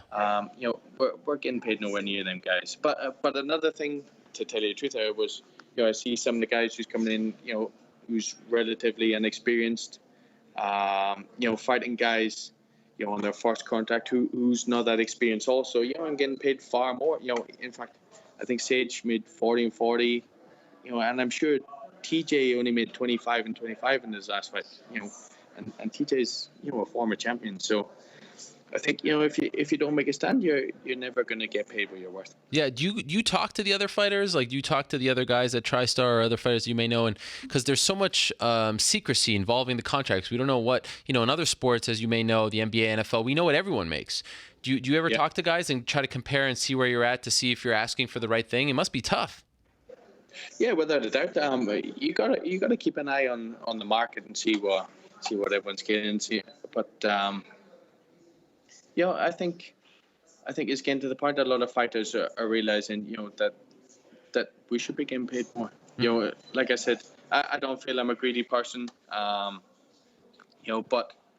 But I know, like, to secure my future, and I'm putting my body on the line, my health on the line. Obviously, Dublin, there was concussions and so on. One shot and it could all be over. So I need to get to the point where I can start moving forward, and my future isn't a worry. I know you said that you like having the extra time to prepare, and it has treated you well, but how do you feel about the move to extend your contract? So now you can't make money for the next 6+ months. Are you surprised that is what happened, or were you expecting that when you got involved? Like, were you prepared for that? Did this come as a shock to you? How would you describe your reaction to their move to extend the contract? Yeah, obviously, before I entered negotiations, I made sure I done my homework on how it all works. I was a bit surprised it was so, take it or leave it sort of thing. Obviously, I thought there would have been a bit more of a negotiation, a bit more, somewhere we could have met in the middle. I feel, but it is what it is. That's the business we're in, and you just gotta play your hand that's dealt. I respect the fact that you're talking about this, because I know a lot of people don't want to for various reasons. Was that a conscious decision on your part? Did you feel like you had to come out and explain your situation? I think it's happening more and more. Yeah. Obviously, last week, Ali Quinto was on, and I feel, in different ways, where our situation is very similar. Yeah. Very. There's a lot of fighters talking about the financials because, like I said, they're putting their body on the line. We could get to 50, we might not be able to walk. What's the price on your health? And we do this because we love it, but at the same time, if you can't make a living or feel secure in your living, then it gets to the point where we've got to start thinking about doing other things. And it's something I've actually thought about as well. Ariel is going into other business ventures also. Oh, like what? My dad's involved in construction, tunneling, all that type of thing. So it's something I actually thought about, maybe getting sorted out here. Wow. So Al told me that he was prepared to walk away. Are you prepared to walk away as well if you can't get the number that you're looking for? I'm never gonna walk away from training. That's for sure. Okay, but fighting, prize fighting. Fighting, I don't know. That's the difficult decision. I wouldn't like to. I'd have to have a sit down and a long thought about it. But I don't know. I feel like maybe if I got something set up and I was a bit more secure, maybe I wouldn't have to worry about the financials as much. So then it wouldn't be such a stress on obviously the whole contract side of things. I could just do it for the joy. But as it stands, no way. I need to think about my future and obviously take care of that. Do you regret going back to MMA? Do you feel like you would not have this problem in boxing if you stayed in boxing? No. I came back to MMA because I missed it. Yeah. I've been doing MMA for a long time. I never boxed until I switched over. I enjoyed my time in boxing. I learned a lot, but I definitely felt I made the right decision. I followed my heart back, and I'm glad. And the experience I've had since, I definitely wouldn't do it any other way. What's your prediction? How does this all end up, and when do we see you again? What do you think? What's your gut say right now? At the minute, I think it's pretty much, just waiting the contract extension, and then, I'm assuming we're going to go back to them, when we're ready to get things going again. So I'm assuming it's going to be, one more fight, test the free agency, and go from there. All right. Well, fair play to you, as they say back home, right? Fair play to you, my man. I wish you the best, and thank you for coming on and talking about this. I know it's not easy and a very enjoyable topic, but I do think it's very important, and I give you a lot of credit for just explaining, not taking shots, but just explaining, where you stand and what you're going through, because I think a lot of fighters would relate and sympathize with you as well. All the best to you, my man. Good luck. Please keep us posted. I hope it turns out very well for you, and I hope you get what you deserve and what you're looking for. Thanks very much, Ariel. All the best. Pleasure as always. There he is, Joe Duffy. How can you not love Joe Duffy? What a class act he is, and very much appreciate him coming on and talking about all of that. A topic that will obviously not go away and continue to get more and more prevalent in this sport and more interesting in this sport. And I do think that the more fighters talk about it, the more the situation will improve for them. And I think there's nothing wrong with trying to get what you think you deserve. And that's why there is a free agent market, right? That's why there is an open market, a free market. If someone's willing to pay you what you think you are deserving of, then more power to you. That's the name of the game. That's how it works in other sports as well. Okay, let us take a quick break. Let us reconfigure the studio, because in a minute we're going to be joined in studio, live and in living color, by the champion himself, the chosen one, the UFC welterweight champion Tyron Woodley, who fights in less than 2 months at MSG, at the world's most famous arena, at the home of the 2017 NBA champion New York Knickerbockers. Tyron Woodley is here to talk about his fight against Wonderboy Thompson. So let us take a quick break. As I said, we'll reconfigure the studio while we do that. A little y'all must have forgot, Nate Marquardt is back this weekend. He is fighting on Fight Pass. You may have heard of this last week. He is fighting the Barn Cat, Tamdan McCrory. It was around 5 years ago on this program. He was in studio to talk about his removal from a card in Pittsburgh, and he was also fired essentially on the spot. One of the most memorable moments in the history of this show, it was Nate Marquardt and Lex McMahon in studio, his manager, talking about this very bizarre situation. I thought it would be somewhat interesting to revisit that as we prepare for our Tyron Woodley interview. So here it is, June of 2011, Nate Marquardt in studio, and then we'll be back right here with the champion, Tyron Woodley. What a weekend for Charlie Brenneman, stepping in on 24 hours notice to face Rick Story. And by now you obviously know why he stepped in on 24 hours notice. On Saturday, just an hour before the weigh-ins, Nate Marquardt was not medically cleared by the Pennsylvania State Athletic Commission and afterwards released by the UFC. He has not talked since then, except for a couple of Twitter messages, but we are honored to say that he is joining us live and in studio right now, along with his manager and the president of Alchemist Management, Mr. Lex McMahon. Nate, I can't thank you enough. I know it's been a very tough few days for you, so thank you so much for stopping by. How's his mic? Good? Yeah? All right. Lex, I appreciate it as well. All right, cool. Are their mics good there, Josh? Yeah, good? Give me a little test there, Nate. Test. All right, there we go. Lex? Test 1, 2, There we 3. go. There we go. For a second, I couldn't hear you guys. So, guys, again, thank you so much. I appreciate you coming to New York and for joining us. Obviously, like I said, it's been a very tough stretch for you. And I think because we haven't heard from you, let's work backwards. And let's ask the question that everyone wants to know right off the top. Why weren't you medically cleared to fight? I was not medically cleared to fight because of a situation that basically I've been dealing with since August of last year. Last year in August, I was feeling sluggish. I was feeling horrible. I was my memory had gone out the window. I was irritable, and I knew something was wrong. I felt like I was overtraining when that wasn't the case. So I went to my doctor, and he ran a bunch of tests and basically came back and said that I had low testosterone. He, he recommended for me to go on hormone replacement therapy. And so immediately I took that information and went to the UFC and basically talked with the people there that know about that handle that situation and figured out what was the plan. And at that point I went on treatment.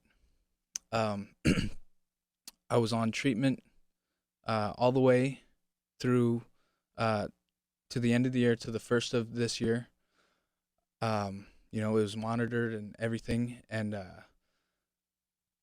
so I got the fight with Dan Miller in New Jersey. We applied for the therapeutic use exemption from New Jersey. They came back and said, we're gonna grant you we're gonna let you fight this fight, but basically we want to make sure that you need this treatment. Your doctor submitted some paperwork that seemed incomplete. So we want you to do these tests after the fight. We want you to go off treatment for 8 weeks. Then we want you to take 3 blood tests. Then we want an endocrinologist to review those blood tests and basically see if you need to be on treatment. So, I followed all the guidelines that they told me. I went off treatment for 8 weeks. I took the 3 blood tests. Once the results came back in, the endocrinologist reviewed and wrote out a letter that basically said that, I had low testosterone and that I was a candidate for hormone replacement therapy. and so he recommended me to go back on treatment. At that point, I went back to my doctor, and he decided that I should go back on treatment, obviously. And at this point, I was 3 weeks out from my fight that I was supposed to have with Rick Story. 3 weeks out. And so he basically said that I needed to go on a more aggressive treatment because of the proximity to the fight, because it was so close. Who's he? My doctor. Your doctor. His primary care physician. Okay. He had two doctors that recommended that Nate resume or begin hormone replacement therapy. One was the endocrinologist, which he was required to go and see by the New Jersey Athletic Commission. The second doctor was his primary care physician, who had been involved in the treatment process from the onset. He was the one that initiated, and then once the endocrinologist had recommended, he supported that recommendation and initiated treatment with Nate. Got it. Okay. Sorry to interrupt. Oh, it's fine. So again, like 3 weeks out, I got the recommendation. My doctor decided to put me on a new treatment that was more aggressive because it was so close to my fight. He said that it wouldn't help me. It wouldn't make me feel better by the time of my fight unless he did a more aggressive treatment. And so I was on the treatment for 2 weeks, and I took a blood test, and which is normal throughout treatment. You have to take blood tests to make sure you're within normal ranges. And that test came back high. And at that point, my doctor said, well, you need to go off treatment, and let's hope you're down to normal levels by your fight. And obviously that was, I was pretty much panicked at that point. But it's important to note, Nate, and I apologize, it's important to note that as soon as Nate was recommended to come off treatment, he did come off treatment and did not take any subsequent treatment, even to this day. And that will be important as he kind of lays out the chronology of the levels where they were at a high point and as they've decreased up until our most recent announcement of, I believe we found out last night or this morning. Okay. Yeah. So. All right, back on the MMA Hour. So that was June of 2011. Look at us now.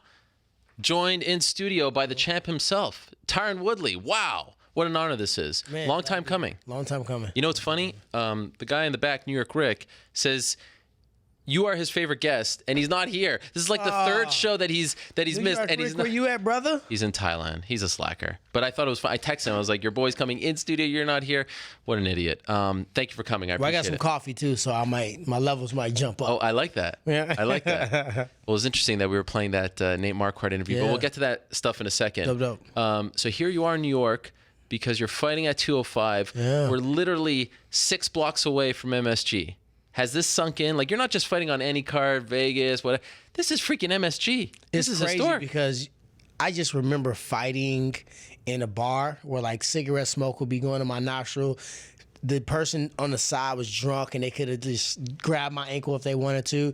And it was like 30 people there. And like to be fighting at MSG, this is where the entertainers, if you Jay-Z or if you, Muhammad Ali, this is where the top entertainers perform at, and I just can't wait to go out there and perform. Have you ever competed at MSG? I have not. They wrestled here. Shit, but I've never competed there. I've only walked past once before. Never been inside? Never been inside. Wow. No, never been When inside. did you walk past it? Like on this trip? No, I walked past for the first time. We wrestled at New York Athletic Club when I was in college. That's a long ways from New York Athletic Club. My goodness. They were literally on the edge of the mat, drunk, going crazy, yelling moves that didn't exist. But I walked past. I randomly got out of the train. I didn't know where I was at. I was lost. And I looked up. I'm like, this is Madison Square Garden. So, yeah, it'll be dope. You're here for a few days, right? Yeah, for a few days. Can you give us any kind of insight? What like, why are you here? Obviously, there's the press conference. Yeah. But what kind of stuff are they having you do here? I believe you're here till Thursday, right? Yeah. What are you doing? We got a press conference, obviously, that'll be tomorrow. And then we have, do the promo video for the actual, for the actual 205, some media obligations, media tours, a couple of days of that. And I got her early because I wanted to come sit down in studio on the MMA Hour. I couldn't be in New York City and not actually come in the place to be. So I wanted to get here a day early. And also, I'm in training camp. Like, it's a great fight, and you have to sell a fight. And as you guys will see tomorrow, I would not hold punches back. Oh, yes. But I got to train. So I got an opportunity to go down to Church Street Boxing Gym today. Oh, wow. The Spirit and all the pictures. I love old school boxing gym. And I got a harder workout than I anticipated. So did you just walk in? No, or did you call them in advance? I know I was training there, a guy named Hollywood Hino. He trains a lot of the celebrities, Carmelo Anthony. Okay. And I've been following him, Liam McGeary, a lot of guys. So I've followed him on social media for a very long time. My wife follow him. And I say, I'm in New York. I got to come train. So I came there. Man, he said, warm up, 3 rounds of this. Like, he was treating me like, and that's what I like. It was like, you ain't just coming in and hitting the pads. So before I even did anything, I did like 30, 40 minutes of work. Oh, wow. So, yeah. You'll be going back? Yeah, I'll be going back for sure. So I had to reschedule. I was supposed to go and do jiu-jitsu with Marcelo Garcia afterwards. Oh, wow. But I was like, let me not crush these 2 workouts. I'm having the time of my life now. I'm boxing. I'm crushing stuff. I'll train with him at 8 p.m. tonight. That way I get, proper wrestling time. So there's so much to talk to you about. Let me ask you this. It has been almost exactly 2 months since you won the belt, right? July 30th. Yep. It's almost September 30th. How would you characterize your 2 months as champion? Which camera's mine? You got that one, buddy. All right. Woo! You guys really want me to answer this question? I do.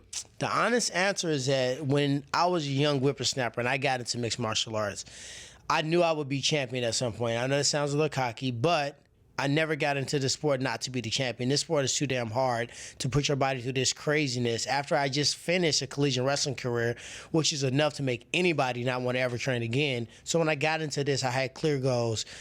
To be the champ was my first destination, and after that, to reign as the champion and become a legend and leave my legacy in the sport. So those are my goals. So when I got the title, it didn't feel in quotations, it didn't feel like I thought it would feel. I thought I would be jumping, going crazy, screaming hallelujah, shouting. I thought I would be crying. But I think I visualized that moment so many times in my head over and over again that when it happened, I expected it. So it didn't really feel like I thought it would feel. And then, just the obligations and, the fans and the media, I didn't really get a chance to enjoy it. Also, it was Robbie Lawler, a guy that was a friend and teammate of mine. So I wasn't just going to be, dancing over him as I knocked him out or taunting or doing anything like that. So I couldn't really celebrate the way I would have wanted to. I couldn't go down to ATT and have this big celebration dinner like Robbie had or Amanda Nunes had. So with that said, I knew in my mind after that fight that this fight would be the fight. It's almost like my first title. This would be the chance I get to celebrate and enjoy it. And, the fans didn't quite let me enjoy it that much as well. They wanted to automatically give Stevie Wonderboy my shine, and he'll get his chance, and I don't think he'll be celebrating too much, though. So it's interesting because on this show and other shows, we always talk about, like, fighters aren't capitalizing on the moment after a big win and calling out their next opponent, saying what they want to do next. Like when Mickey Gall won, we all applauded him, including myself, like, oh, that was good. You called out Sage. Yeah. When Chris Cyborg won on Saturday and didn't talk about her next fight, I thought it was a misstep. You came out there and did exactly what we always ask you to do as media to fighters, say what you want next. Yeah.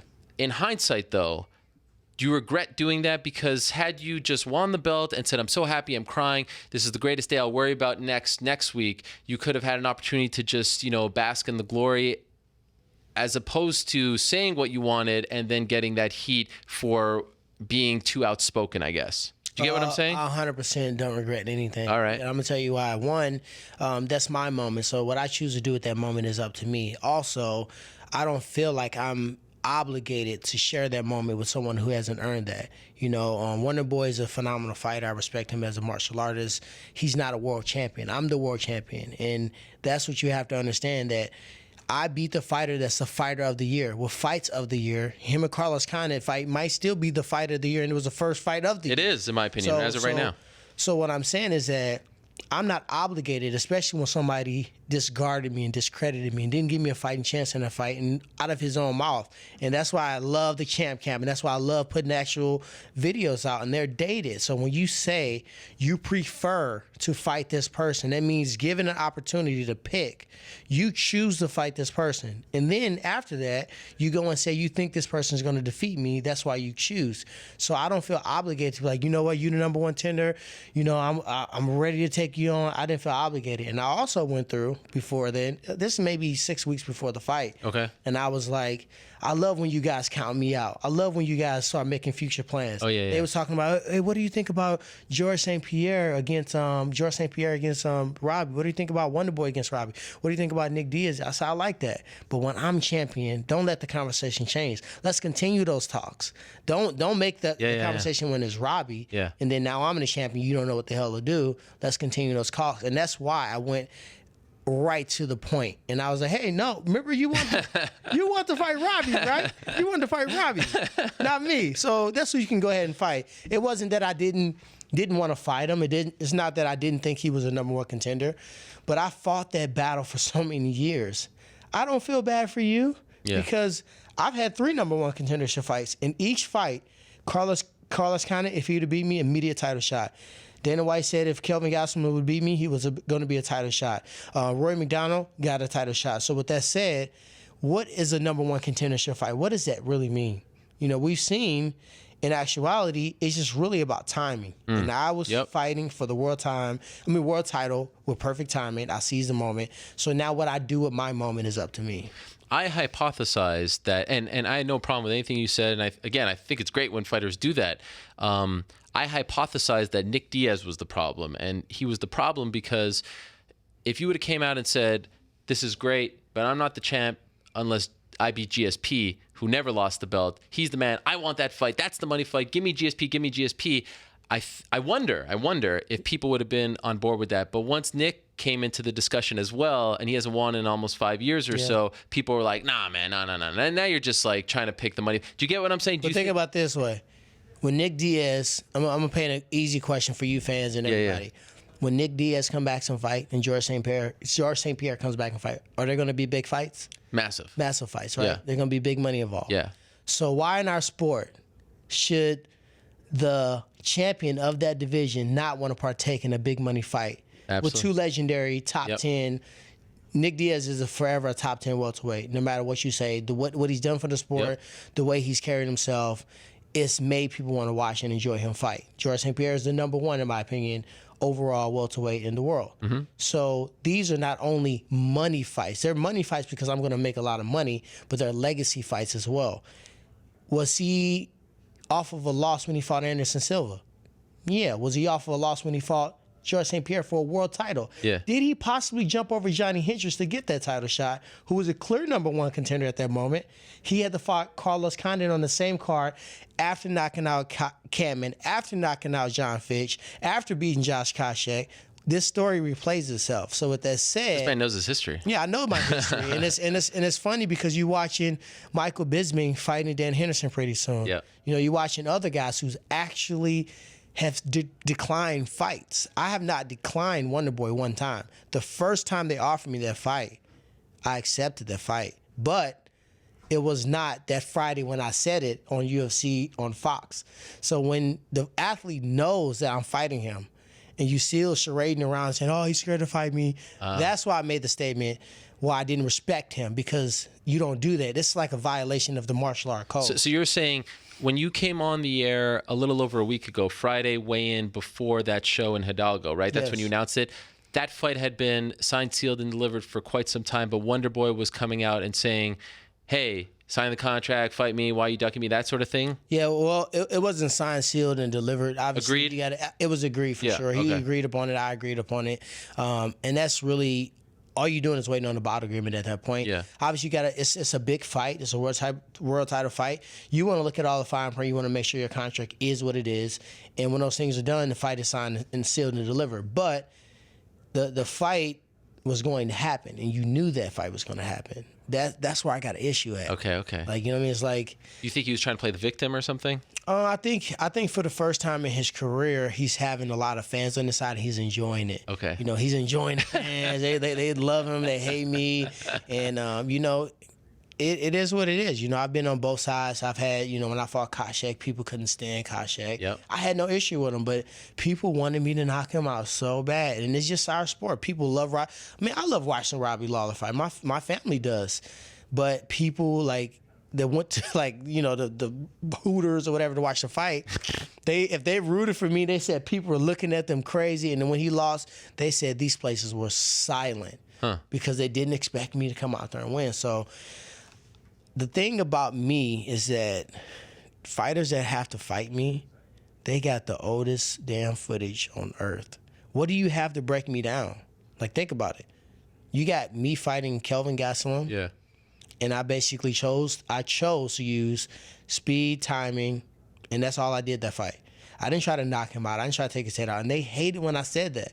Like, oh, so, you know, what do you feel? I said, I feel like I can knock anybody out, but I'm not going to knock him out. You guys think he's this cardio freak. I'm going to gas him out. And he was huffing and puffing in my ear when I was clinching him and punching him to that midsection. And no one wanted me to say that. They wanted me to change. Well, how about you say, you can knock anybody out? I said, well, how about you just give me the answers? And I'll say whatever you want. Sure. You know what I mean? So with that said, when was the last fight you can really break down, you know, from my opponent's standpoint? My fight with Johnny Hendricks didn't happen. Yep.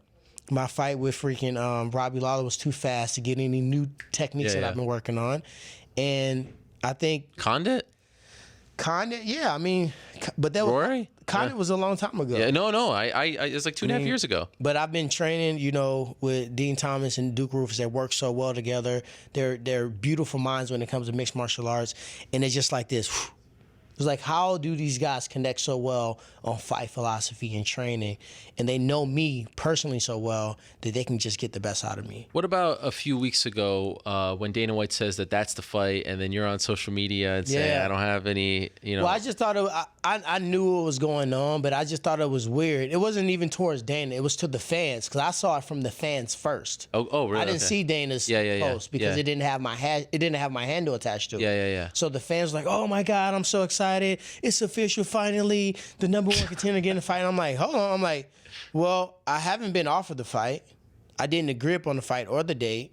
And I haven't gotten a bout agreement, so it's kind of funny that this fight's official and I haven't even heard of it and I'm the champion. Yeah. So that was really towards that, and then some fans started, you know, doing the fans thing, and I know better. God, I know. Yeah. Don't feed the trolls, but sometimes they right there, and you got the little rat poisoning for them, and you just got to give it to them. So I said, so I'm scared of Wonder Boy, right?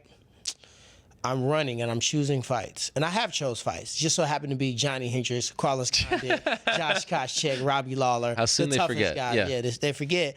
And I said, well, maybe there is some merit to me fighting George. How about I let you see this conversation? And then all of a sudden, like, oh my God, maybe it's not official. And I just did that mostly for the fans. It was taken out of context. It looked as if I was doing something different, but that's all it was for. Did you get heat for that? I got heat for it. Yeah? I got heat. What kind of heat? I got heat to the fact that I'll be more mindful in the future on what I do on social media. So you've taken it to heart? I didn't take it to. I take nothing to heart. That's what makes me a great businessman, because I don't get emotional. I know at the end of the day, you know, when I fight, I'm going to do what I'm supposed to do. I'm going to win.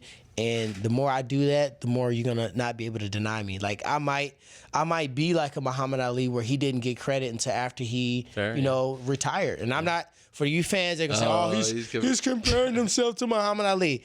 I am not comparing myself to Muhammad Ali, people. What I'm saying is that a lot of you guys love Muhammad Ali now, but during his era when he was fighting, no one liked Muhammad Ali. A lot of people hated Muhammad Ali. And then after he finished, then people start giving him the credit that he deserves.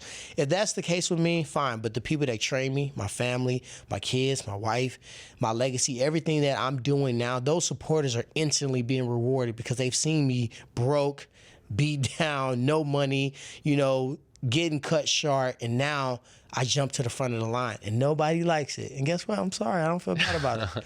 Would you say these last 2 months, while exciting and happy, have been some of the more I don't know, frustrating 2 months? Extremely frustrating because I just feel like when you're the champion, it's a certain level of respect. You have to give that. I've never disrespected a fighter that's a champion. No matter what I think personally about them, their skill set, how I compare or fare against this guy, I'm giving that person respect because this is the ultimate goal. And we're really, as fans and as spectators and as fighters, we're diminishing what it means to be a UFC world champion. When you have the rankings that are a joke, and then you have the fans that are using their pay-per-view purchases to push the fights that they want to have happen. Like, how do you imagine, I say this example a lot, imagine LeBron James. LeBron James is the MVP of the NBA Finals, right? Yeah. They won the big trophy. Imagine if another basketball player who didn't even make it to the freaking NBA Finals, definitely was not the MVP, is making more money than LeBron James. Yeah. No other sport is that okay. You know what I mean? So with that said, when you fans don't know the number, you don't know the basic math, you're just trying to piggyback. George St. Pierre needed to beat Matt Hughes to cement his legacy. That was a big tier. Conor McGregor, he pursued Jose Aldo because Jose Aldo held the belt. No matter how many people he brought in, that wasn't going to be complete until he walked over that block. So it's going to be those fights that break you through in your career. Now, if I look at my legacy and I say, okay, I've beaten Paul Daly, Koscheck, Condit, Robbie Lawler, Stevie Wonder Boy. What sounds weird in there? You know what I mean? It's like the classic elementary game. Take this one out that doesn't fit in. And I'm not saying that in the future he won't be this legendary fighter, but he's in a similar position that I'm in. I'm trying to become a legendary fighter. So when you start saying Koscheck, Paul Daly, Condit, Robbie Lawler, George St. Pierre, Nick Diaz, those all sound very similar, like they're in the same category. And that's really, it is what it is. I genuinely sympathize with you when I see your Instagram post and I see the comments that you have to deal with. Don't read them, man. I just want to see if it changes. I want to see, and whatever. There's always going to be the trolls and all that stuff. But let me ask you this, and you're keeping it real, and that's why I love you so much, because you're always keeping it real. You're talking about the business, and sometimes people have a problem with athletes who they perceive to be millionaires. Yeah. Even though that may not be the case. I'm not one of them yet. But they always have a problem when athletes talk about money. They're like, you play a sport for a living. I go to a job. And people always have a problem with that. Do you think the average MMA fan, the ones that you're hearing from, have a problem with you keeping it real and talking about business and talking about money fights and talking about legacy and all that stuff because you are a black man? Do you think you get more heat if you're Conor McGregor? Does he get the same heat when he's talking about the same thing? That's why I like you.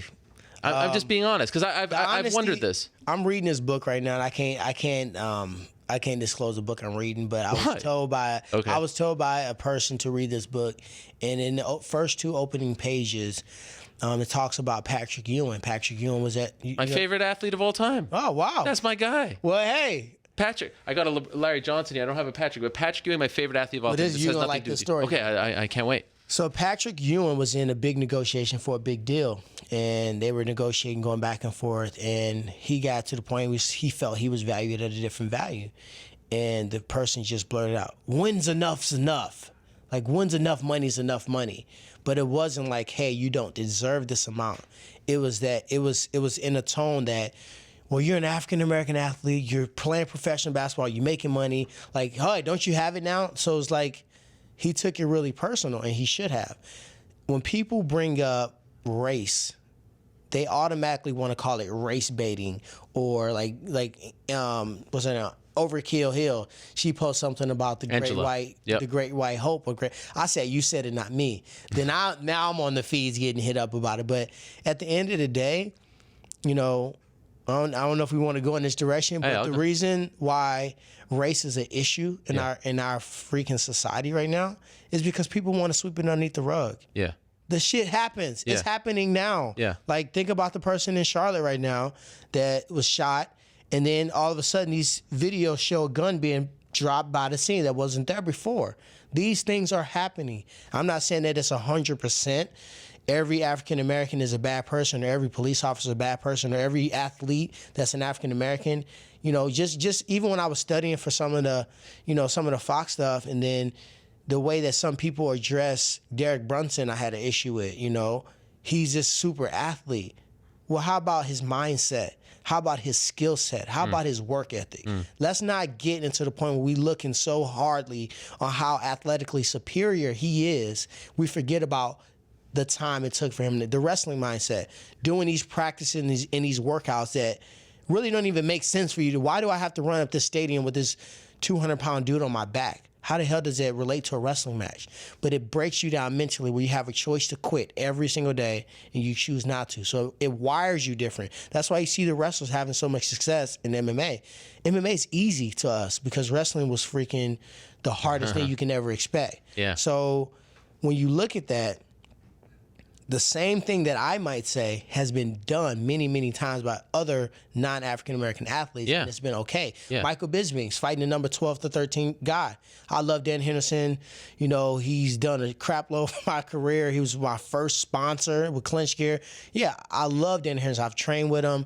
But if you look at the sport, what they call it, the pure sportist, he's not the person that probably should deserve a title shot. Maybe a Jacare Souza, maybe a rematch with Luke Rocco, maybe Chris Weidman, whoever.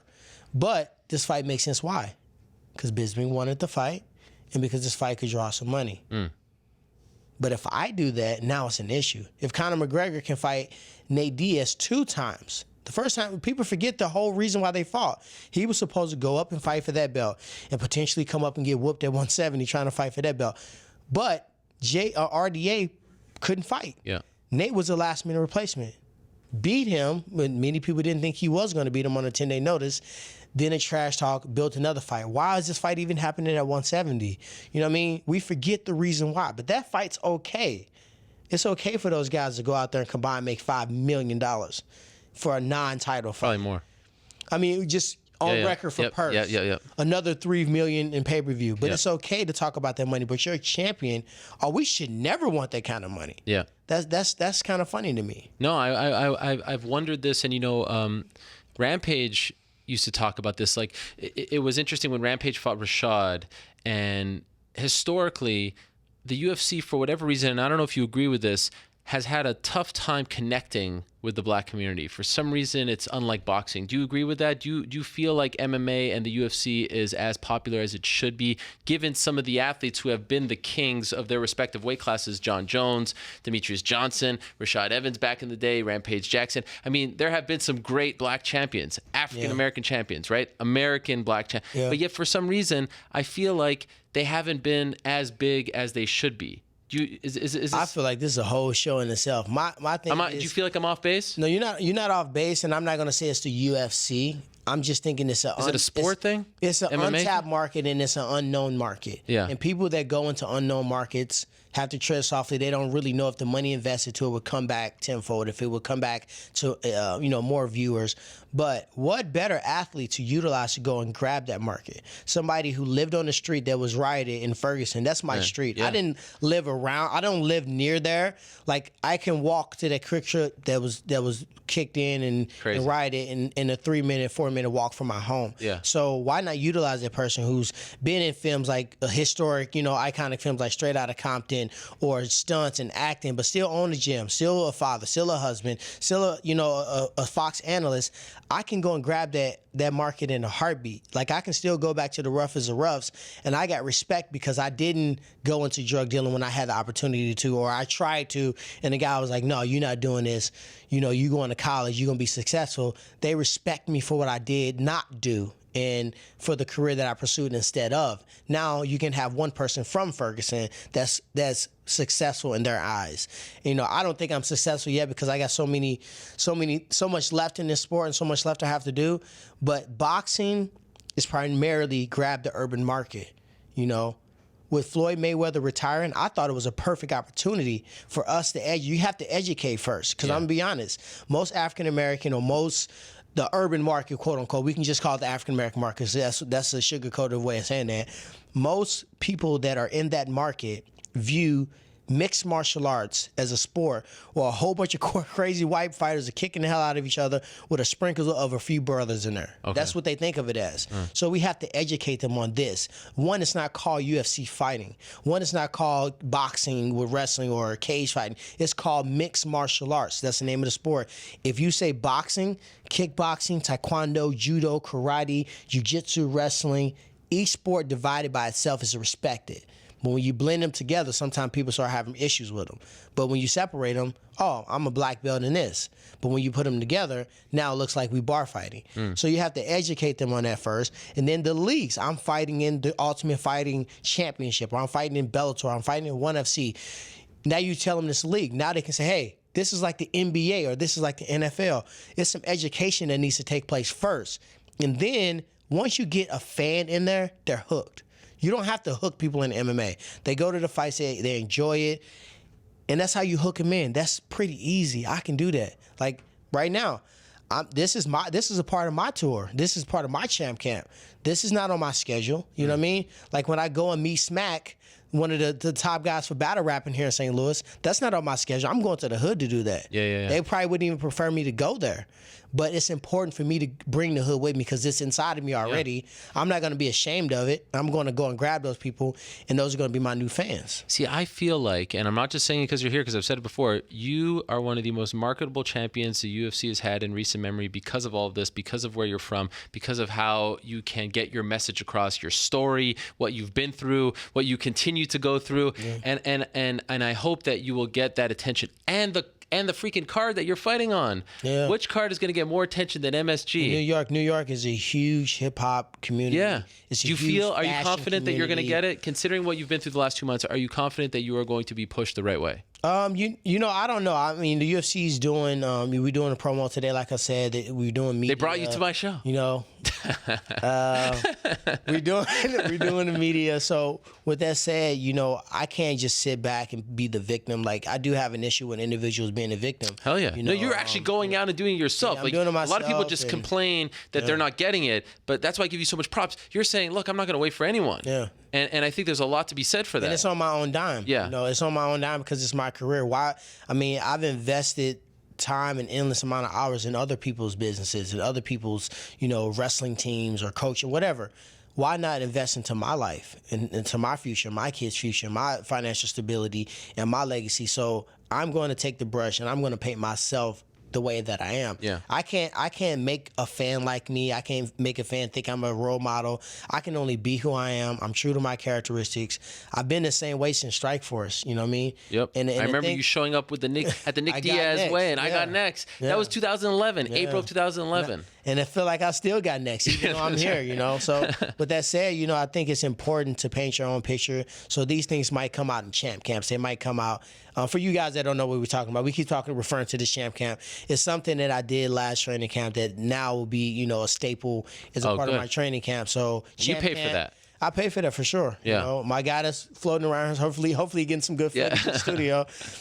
You know, that's on my own dime because I want you guys to really get the real inside of what's going on, what I'm thinking about, the days I don't feel like training, when it's hard, when I'm running and this little 125 pound in front of me, smoking me, and I got to chase him down. Like, I want you guys to really feel like what it is for the sacrifice. And if you see that, then you can appreciate the sport more. You can appreciate me more, what I have to go through to even be here right now. Like, I'm from nothing, you know what I mean? But I'm not a rags to riches story.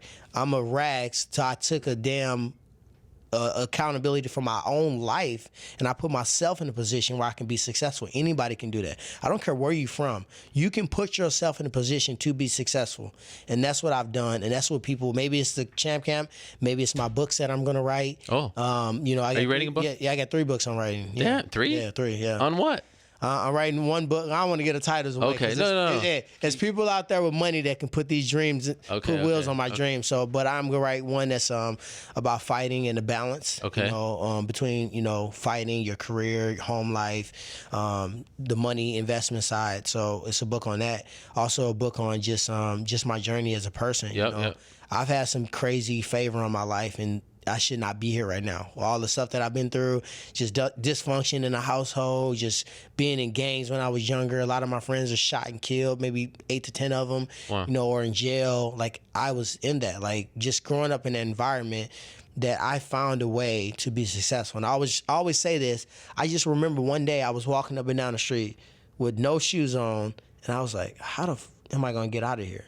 No shoes. No shoes. How old just are you? walking. I was probably like 8 or 9. Ferguson? Yeah. Why don't you have shoes? I Couldn't afford them? I had Were you shoes, but it was just like, in the hood, it wasn't like crazy that I was outside with no shoes. And as an 8-year-old, you're having this epiphany? I'm having this. I'm like, I'm looking around. I'm like, how the hell am I gonna get out of here? I started thinking like, and at that age, I was like, my mom can't afford to send me to college. Okay, I can't do that. I can control what I do in school. I'm a good athlete. How about I work my ass off in school, and I work my butt off in sports, and I try to use this to go to college. I thought about that when I was a kid. As an 8-year-old. As an 8-year-old kid, I was playing football, and I told my mom, I said, hey, I'm going to make it to the NFL, and I'm going to buy you a house. I'm going to be a professional athlete. And I made this promise to my mom at like 10 years old. Like, you know what I mean? So. And she had 13 kids, right? 13 kids, yeah. 13. And where were you in that? I have 2 younger sisters. So you're towards the end. Yeah, I'm towards the end. What was there ever a point where you were living in a house with 13 kids? Yeah. 12 other kids? Yeah. What was that like? See, the dynamic of our family is crazy. My mom physically gave birth to 7 kids. Okay. 6 girls and me. Oh, damn. So you were the last? No, I got 2 younger sisters. Okay. Then I got a couple stepbrothers. Okay. And my mom adopted my sister's friend. She came home one day and her mother was gone. The whole apartment was empty. She's left her. Disappeared. Just disappeared. Where'd she go? We know. No one. Still don't know. Still don't know. What? Yeah. So the girl has no idea what happened to no her mom? idea. She was a junior in high school, had a daughter at a very young age, teen pregnant young lady, and her mom left her. That's crazy. And my mom adopted her, and now she's a successful psychiatrist, and so it's just so many stories like that, So there was a point where you were living with 12 other kids. For 100% sure. Was your dad around? Not much. He was there until I was 10, and him and my mom separated when I was 10. Wow. So he missed all my football career, and that's what I thought I was going to end up doing. He watched my last football game ever. My senior night in high school, he watched that game. He watched my last wrestling match ever. It was my NCAA match in St. Louis when I was All-American, my last match. So now the forgiveness is taking place. He's been in my fights. He's in Atlanta. Oh. So, yeah. But it was important. important. How did you rekindle the relationship? When I graduated college, he wanted to meet my son. And my son at that point, I had a kid when I was a junior in college, so my son was 1 or 2. Okay. And I was like, no. I said, you're not meeting him. You don't deserve. That's a benefit. You haven't been in my life for, 20 years, damn near. And I was like, not 20 years, 13 years at that point.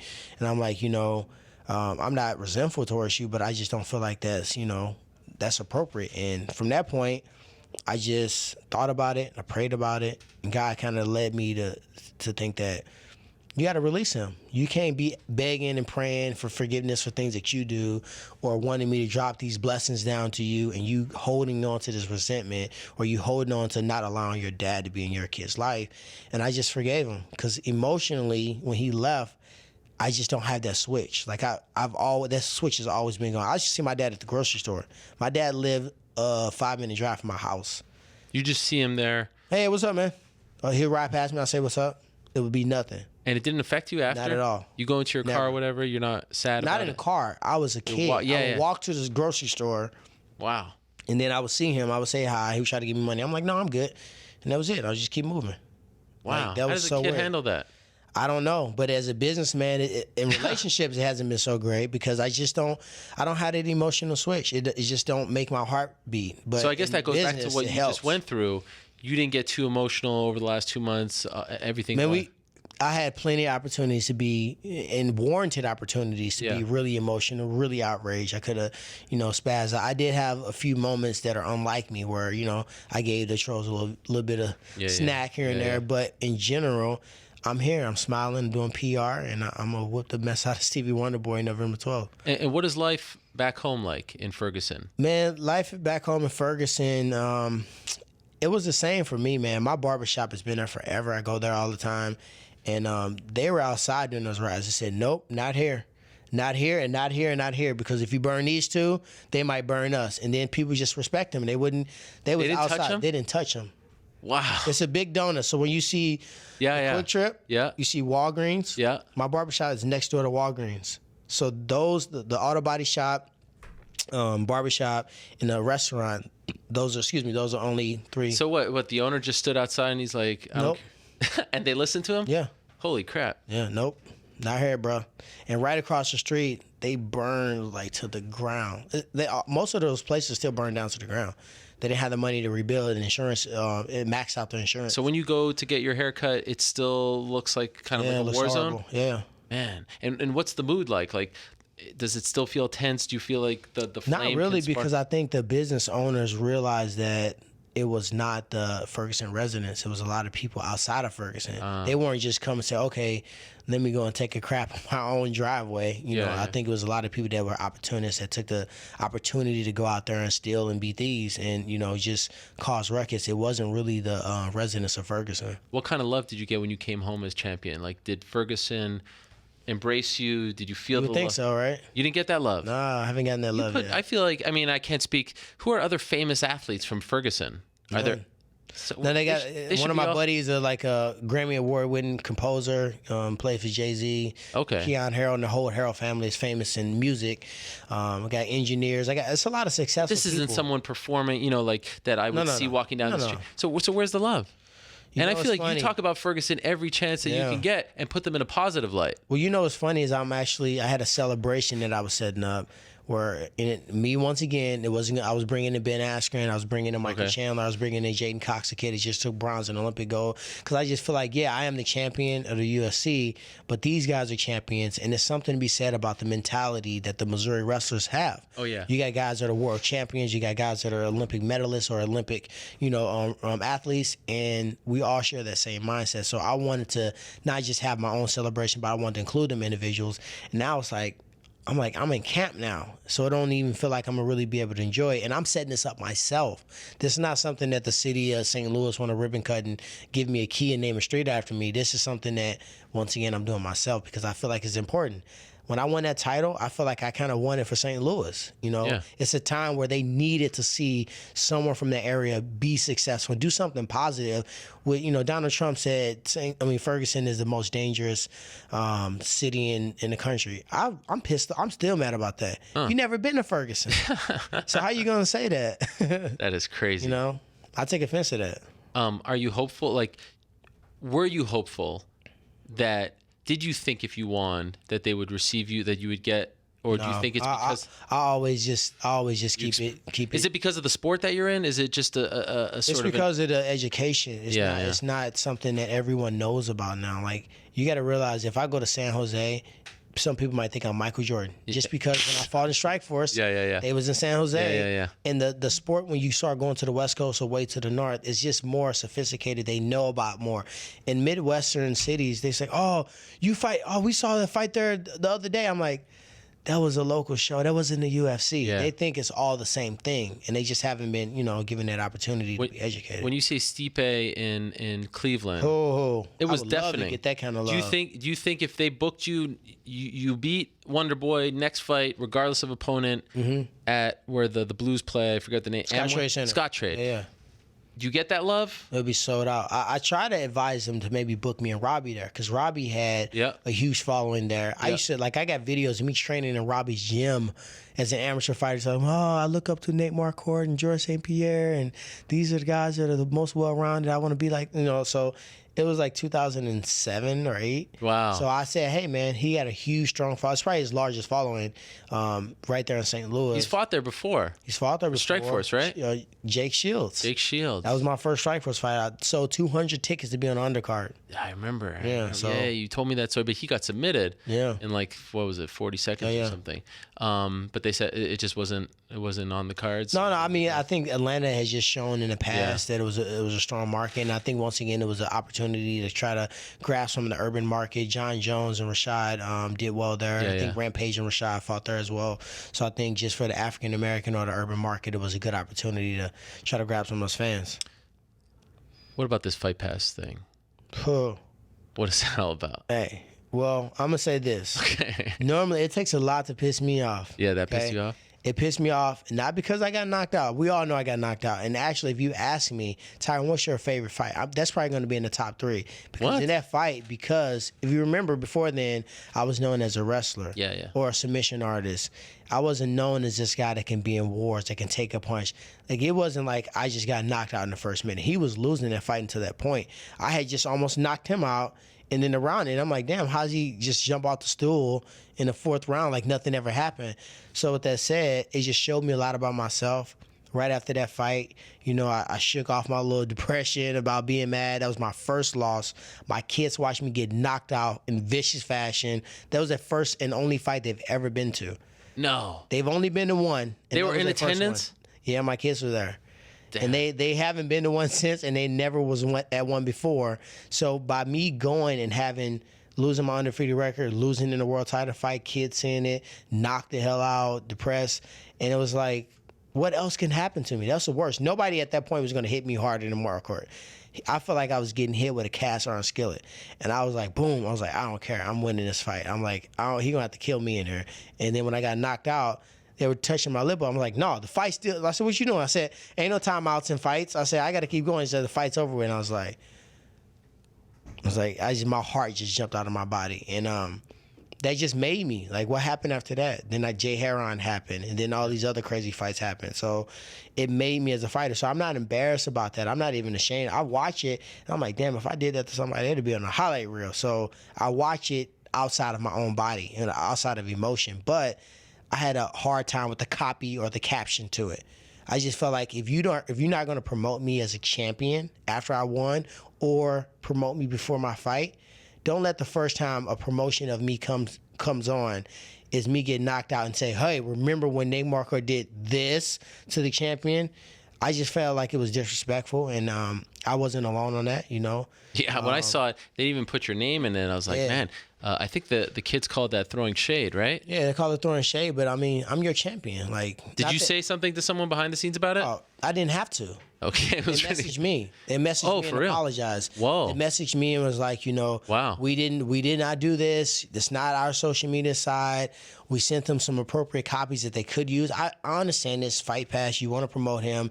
You want to try to get them excited about this dude. And hey, this guy's champion. He beat him. But did we see Lorenz Larkin too? Robbie Lawler? Did we see Jacare? We didn't see any of that when he fought, right? We didn't see any of those videos, or we didn't see, some of the other champions. They weren't just portrayed at their worst moments to promote somebody else, especially when you haven't really promoted me. So did they take it down?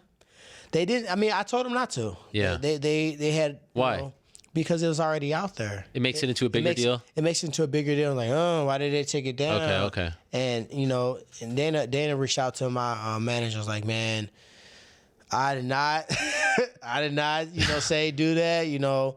It came off the wrong way. I understand what they were trying to do. The copy or the caption made it seem a little weird. I apologize, but that wasn't the intent for it. So it meant a little bit to me. But at the end of the day, for a brief moment, I kind of got a couple fans back on the bandwagon. Yeah, it's funny how that works, right? It's crazy. Okay, we have to wrap it up because I know you have to go. Okay. I can feel like I could talk to you for another 3 hours. So this is fascinating stuff. But here's the big question, my man. Yeah. Are you the main event of UFC 205? That's a good question. I don't know yet. Yeah. You don't know yet? No, I'm.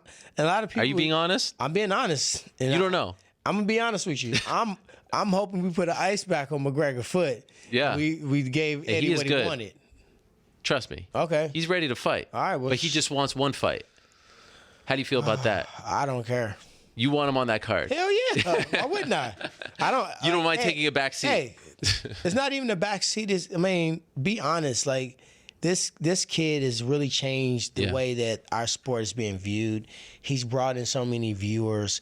He's put in these crazy fights. He's booked all these seats. He sold all these pay-per-views. I'm not going to say he's been given a green light to do whatever the hell he wants to, but he hasn't, had the same set of rules. But he backs it up. Like, the numbers speak for themselves. And he hasn't had the same set of rules. Sure, so fair why enough. all of a sudden should we try to force you to, I personally didn't have a problem with him maybe not going to one press conference, or I'm not trying to say we should start giving different treatment, because I know I'm going to get some crap on the internet after that. But what I'm saying is that he's going to fight on the card, right? Are they going to do Conor McGregor versus, say, Nick or Nate or whoever? Are they going to do just one fight on the card, or are they going to do 11 or 13? Yeah. So why in the hell would I not want to be on that card? I don't blame Somebody will be on that card, and it can potentially be another champion that's going to score points. Like, it's not that I don't believe in myself. It's not that I don't think I'm just that's deserving of a main event, but somebody will fight on that card. Somebody will fight on the George St. Pierre card. Somebody would fight on a card that Brock Lesnar's on.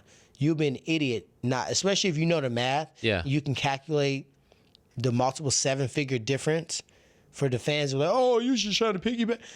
I'm like, if you knew what I knew, Sure. you would shut up right now. Sure. So is it down to like, if they put him on the card, he's main event. If not, your main event? They haven't told me anything. I'm assuming if he's not on the card, your main event, right? Unless they add like.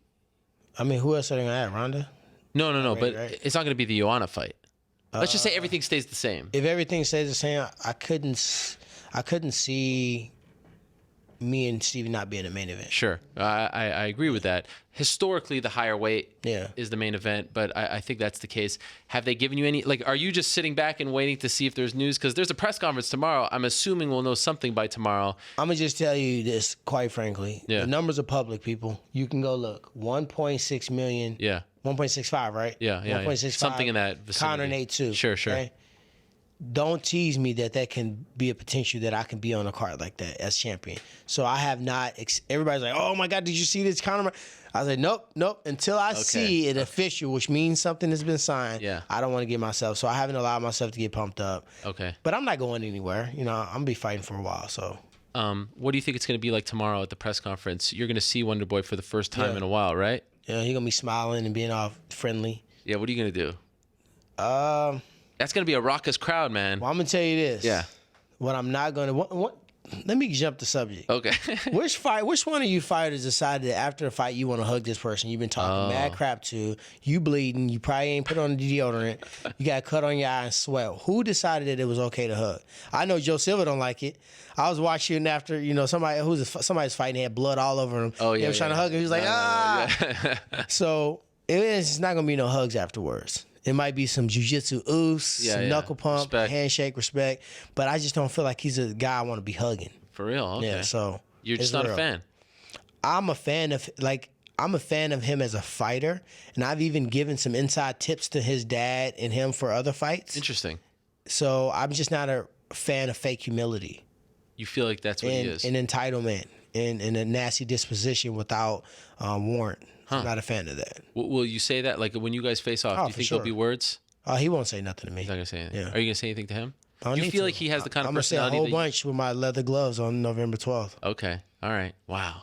By the way, CM Punk, do you want to see him fight again? For sure. He was in the gym the other day. He was? Yeah. Were you there? I was there. I saw his car outside, and I came in there. I was gonna say what's up to him, and then I guess he was in the shower when I was changing, so I missed him. But yeah, he back in the gym training. Wow. I'm about to call. Hey, Punk, you gonna kick my butt for this? But it's an intervention time, brother. I've been on your social media, and you've been eating way too much food outside of camp. It's time to get back ready. Damn, you think so? He's putting on those sympathy pounds. No, not really. He's just having fun. He was on a crazy diet, man. Like way Sure. more strict than I was. Like. Yeah. Every morning he was eating like egg whites, avocado. Like he was so strict, he wouldn't bend on it. We like tried to get him to go eat at some places, and he was like, Was that the game plan? "What's that? To rush?" Yeah. Yeah, we didn't know the mother sucker was gonna take him down. Yeah. Like if you were fighting Punk, you would assume that him just getting into the sport and striking would be the last thing they caught up. Yeah. So we expect the guy to try to outstrike him. So we was gonna try to bum rush him, and I'm not gonna tell the whole game plan. We might have to use it again. Sure. But in general, to close the gap quickly and get hands on him. And the takedown just surprised me and everybody else. And we all knew that it was a chance he could potentially lose. But I would have liked to seen him just show a little something because he had worked so damn hard. I flew myself out there. My own hotel room, my own car. Man. I was walking up and down the street and fans was like, "You here? You just walking around by yourself?" You know, I'm like, "Yeah, I'm here. My dude's fighting. So I'm here to support him." What a teammate. They actually showed you in the cage right before the fight. You were helping him out. Yeah. But you weren't in his corner. No, and I didn't train him. If I'm a fighter that if you ask me a question, I'm going to give you an answer, but I'm not going to force information. He has so many people that wanted to give him inside. He got his 3 coaches. Then you got everybody that want to give him their, tidbits on what he should do. So with that said, I didn't want to do that, but he did come to me and say, "Hey, how should I be feeling now? What should I eat?" That's when I gave him the information. Wow. Amazing. Good for you. So you want to see him back in the UFC? For sure. I want to see him fight the dude that Bilal Muhammad just fought. The dude with the red mohawk. Oh. I think the dude from like a Tough Show. Yeah. Like a Tough Show guy. Yeah. I think Mickey Gall was pretty He's skilled, good. man. He is very good. That was a big cup of coffee for He's going to have a nice career. Yeah. I think so. Yeah. Will you be in MSG at some point this week?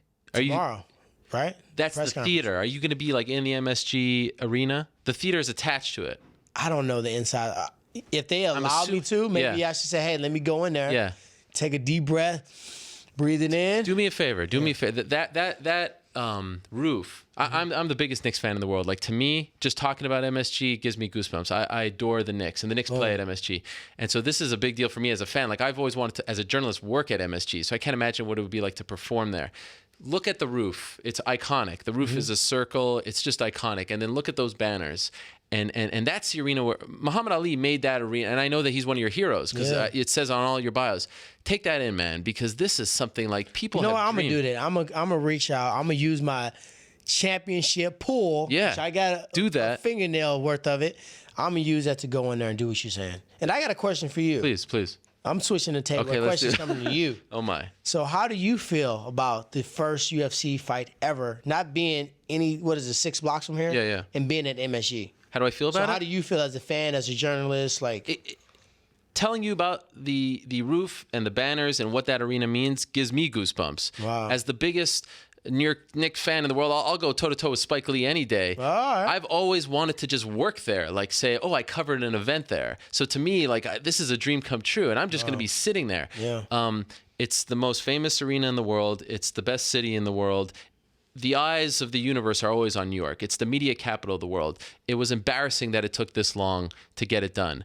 The honor of being the main event or co-main event, I mean, that will never be taken away from you. I'm gonna tear that octagon down. That will, and you don't know a New York crowd. Like, the New York crowd is something else. And for that first show, like my brother is nowhere near an MMA fan. He was like, "Oh yeah, when's that show again? Who's on that card?" Like, everyone knows about this, and you're gonna be on that marquee. And so that's why I hope that they take advantage of this moment to have a champion like you, as marketable as you are, to let the world know, because the eyes of the sports world are gonna be on that show. Boom.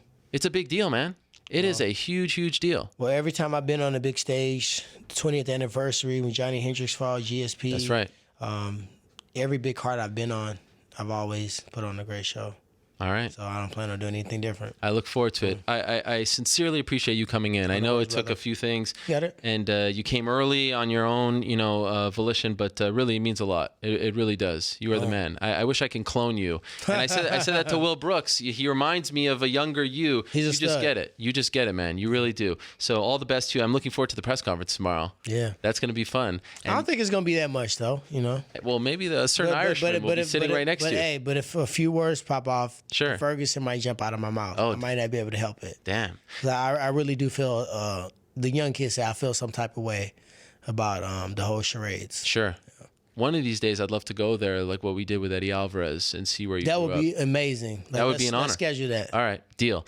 For now, we'll say goodbye. Thank you so much. Here he is, Tyron Woodley. He defends his title on November 12th, one of the most anticipated cards of the year. And don't get it twisted, with or without Conor, this is a very, very, very good card. Conor makes it perhaps legendary, but do not put these men and women down. This is a special deal, and it goes down in less than 2 months' time, and the press conference is in around 27 hours from now. Can't wait for that. Thank you very much, Tyron. We'll take a quick break. I referenced earlier my interview in 2011 with Lorenzo Fertitta at MSG, where we talked about bringing a legendary card to the world's most famous arena. So while we say goodbye to Tyron and get ready for Tim Kennedy, who's also fighting on the card, by the way, let's take a look back at that interview with Lorenzo. Ariel Helwani at Madison Square Garden in New York City alongside UFC CEO Lorenzo Fertitta. And first off, Lorenzo, let me apologize for crashing your birthday party a couple weeks ago. That was all Dana White's fault, okay? It was no problem at all, man. No problem at all. We were just starting to have a good time, so it was all good.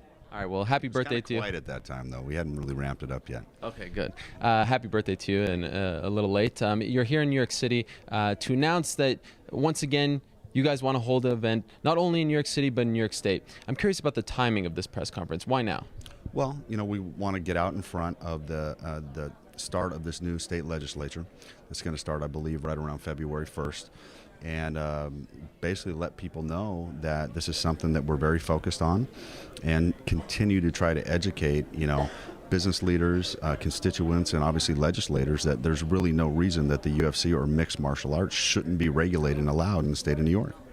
A lot of us thought that in 2010 it was actually going to happen, sort of an 11th hour situation. It was taken off the budget. How disappointing was that for you? It was very disappointing. As everybody knows, we've worked on this literally for the last 4 years, been on the ground in Albany, talking to state legislators and really trying to make the case for the sport, not just for us, but for the entire sport. And when you look down the line at all the facts, the fact of our history, okay, and the things that we've done, the history we've done nearly 2,000 fights really without any kind of a major incident, the fact that there's 44 out of 48 states that have athletic commissions that regulate the sport, the fact that just about every province in Canada now regulates the sport. I mean, we literally have cities in the United States and cities around the world vying for us to bring the event to their city, literally bidding against each other so that we would come to their city and create this economic impact. Yet we have the state of New York saying, you guys stay away from us. We don't want you here. So it's a question of what is the state government protecting its residents from. Because they can certainly watch it on Spike TV or on Versus. They certainly can buy the pay-per-view and watch it on TV. Why can't they buy a ticket and watch it live? The most vocal assemblyman against MMA is Bob Riley, and I'm wondering if we give him too much credit. Is it all him? Is he the only reason why this is not happening, or are there other factors that we're not looking at? Well, I think he gets a lot of credit for it because he's obviously the most vocal. He's out there, he's doing press, he's pounding the table, making arguments that obviously, in our opinion, don't make a lot of sense, don't really have a lot of substance behind them, but that's his opinion. He doesn't like the sport, that's fine. Our only thing is there's other legislators. Let there be a vote. Let it go to the floor, have a vote, and see how it pans out. He says he's never been to an MMA event. Have you ever invited him to come see it in person? I've never personally invited him. I don't know if he's ever been invited by somebody else, but we would welcome him. We'd love to have him come to an event. We'd love to have him see how the athletes are tested, how the regulation works. Yes, there are referees and judges and rules and rounds and time limits and weight classes. Part of the problem that we're facing is you got to remember, New York was one of those states that back in the 90s literally banned ultimate fighting. Okay, so there's a law on the books. That makes it a bit more difficult than just going to a state that doesn't have a law. So you're literally having to overturn a law. Now, they banned ultimate fighting. It's kind of strange because ultimate fighting is just a trademark that we own. That's not really the name of the sport. The sport's mixed martial arts. And what they banned in the early 90s is very different from what's happening today. There are a lot more rules, a lot more structure and health and safety issues that have been put in place, to address those issues now. So they have to kind of look at it almost in the sense that it's a completely different decision from this standpoint, and we're just trying to educate them to get them there. Can you do anything differently in 20? All right, back on the MMA Hour. That was my interview with Lorenzo Fertitta in January of 2011. Crazy to listen to those responses and just see where we were back then, and now recognize that we are less than 2 months away. That was 5 years ago, and we're 5.5 years ago, and we were talking about fighting MSG. It is a reality. There is a press conference tomorrow. Tickets are on sale this week. It is happening. This is very exciting. Okay, one of the fights on the card features Tim Kennedy versus Rashad Evans. A couple of weeks ago, we spoke to Rashad Evans, and now we're talking to Tim Kennedy. Wow, how about this? This is exciting. Tim, how are you? I'm great. How are you doing? It is a pleasure as always. Now, where are you, Tim Kennedy, right now? I'm in Austin, Texas for a couple more days. Then to Albuquerque, New Mexico I go. Okay, and so I'm assuming that's where you'll be doing your camp. It's where I'll finish my camp. I started, I knew about this fight about two months ago, so I started training. I was even telling you, man, as soon as I get a fight contract, I'll let you be the first to know as soon as I got that. And it finally came to fruition. But I've been preparing for this fight for about 7 weeks already. So you say that you've known for around 2 months or so. Why did it take so long for the fight to be announced? Was this maybe, and I'm wondering if like Rashad moving down to 185, he wasn't sure. Was there a chance that it wouldn't happen in your opinion? No, I think it's just the nature of the beast right now. There's a lot of changes going on within the UFC.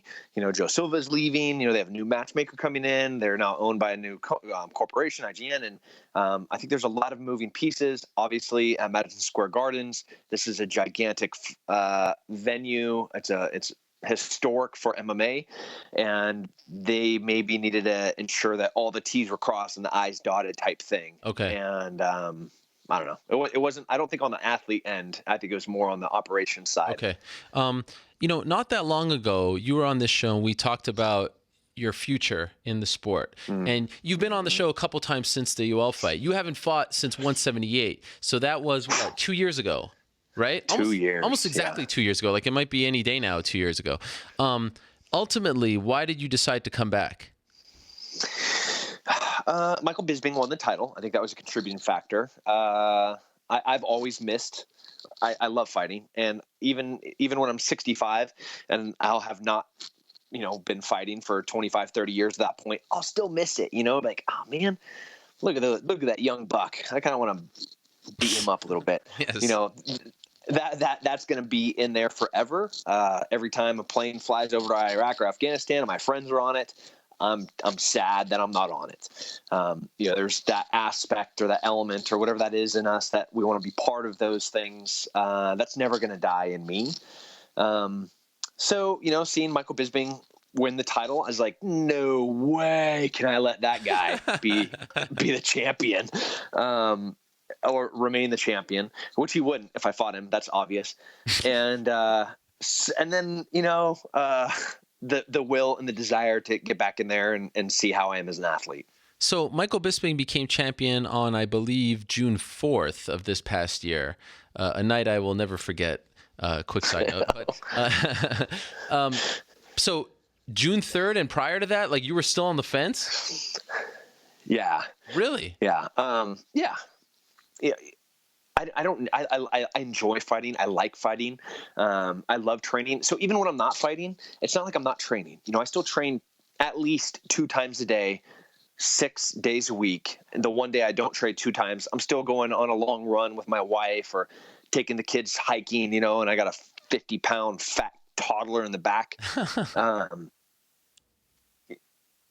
My life revolves around this skill set. If I'm not in the gym training, punching things, lifting things, then I'm in the shooting range, or on a sniper stock course, or jumping out of a helicopter or an airplane. Like this is my life. So it's not really a step for me to go and step into the octagon. Okay. That's not a leap. That's like a tiny little like deviation to the right from what I would normally be doing. I think the only difference is that I'm 30 pounds lighter and a little bit more cranky. When you're fighting? Yeah. Okay. Yeah. Like right now. Right. Like this is my pouty face. That's your pouty face. Wow. How much you weigh right now? Yeah. 210, 205, but I've already lost 15 pounds. Okay. So you say that you want to break and then you see you see what happens to Michael, someone who you fought and beat not that long ago. The light goes off. Do you reach out to the UFC and say, okay, I'm ready, what do you got for me? Or do they reach out to you? How does that work? I wouldn't have come back for anything less than gigantic, monument, like historic. And fighting Rashad, who is a former champion, who's coming down to 185. That in itself is a huge deal. Getting to fight Rashad at 185 for the first time in his career, that's huge.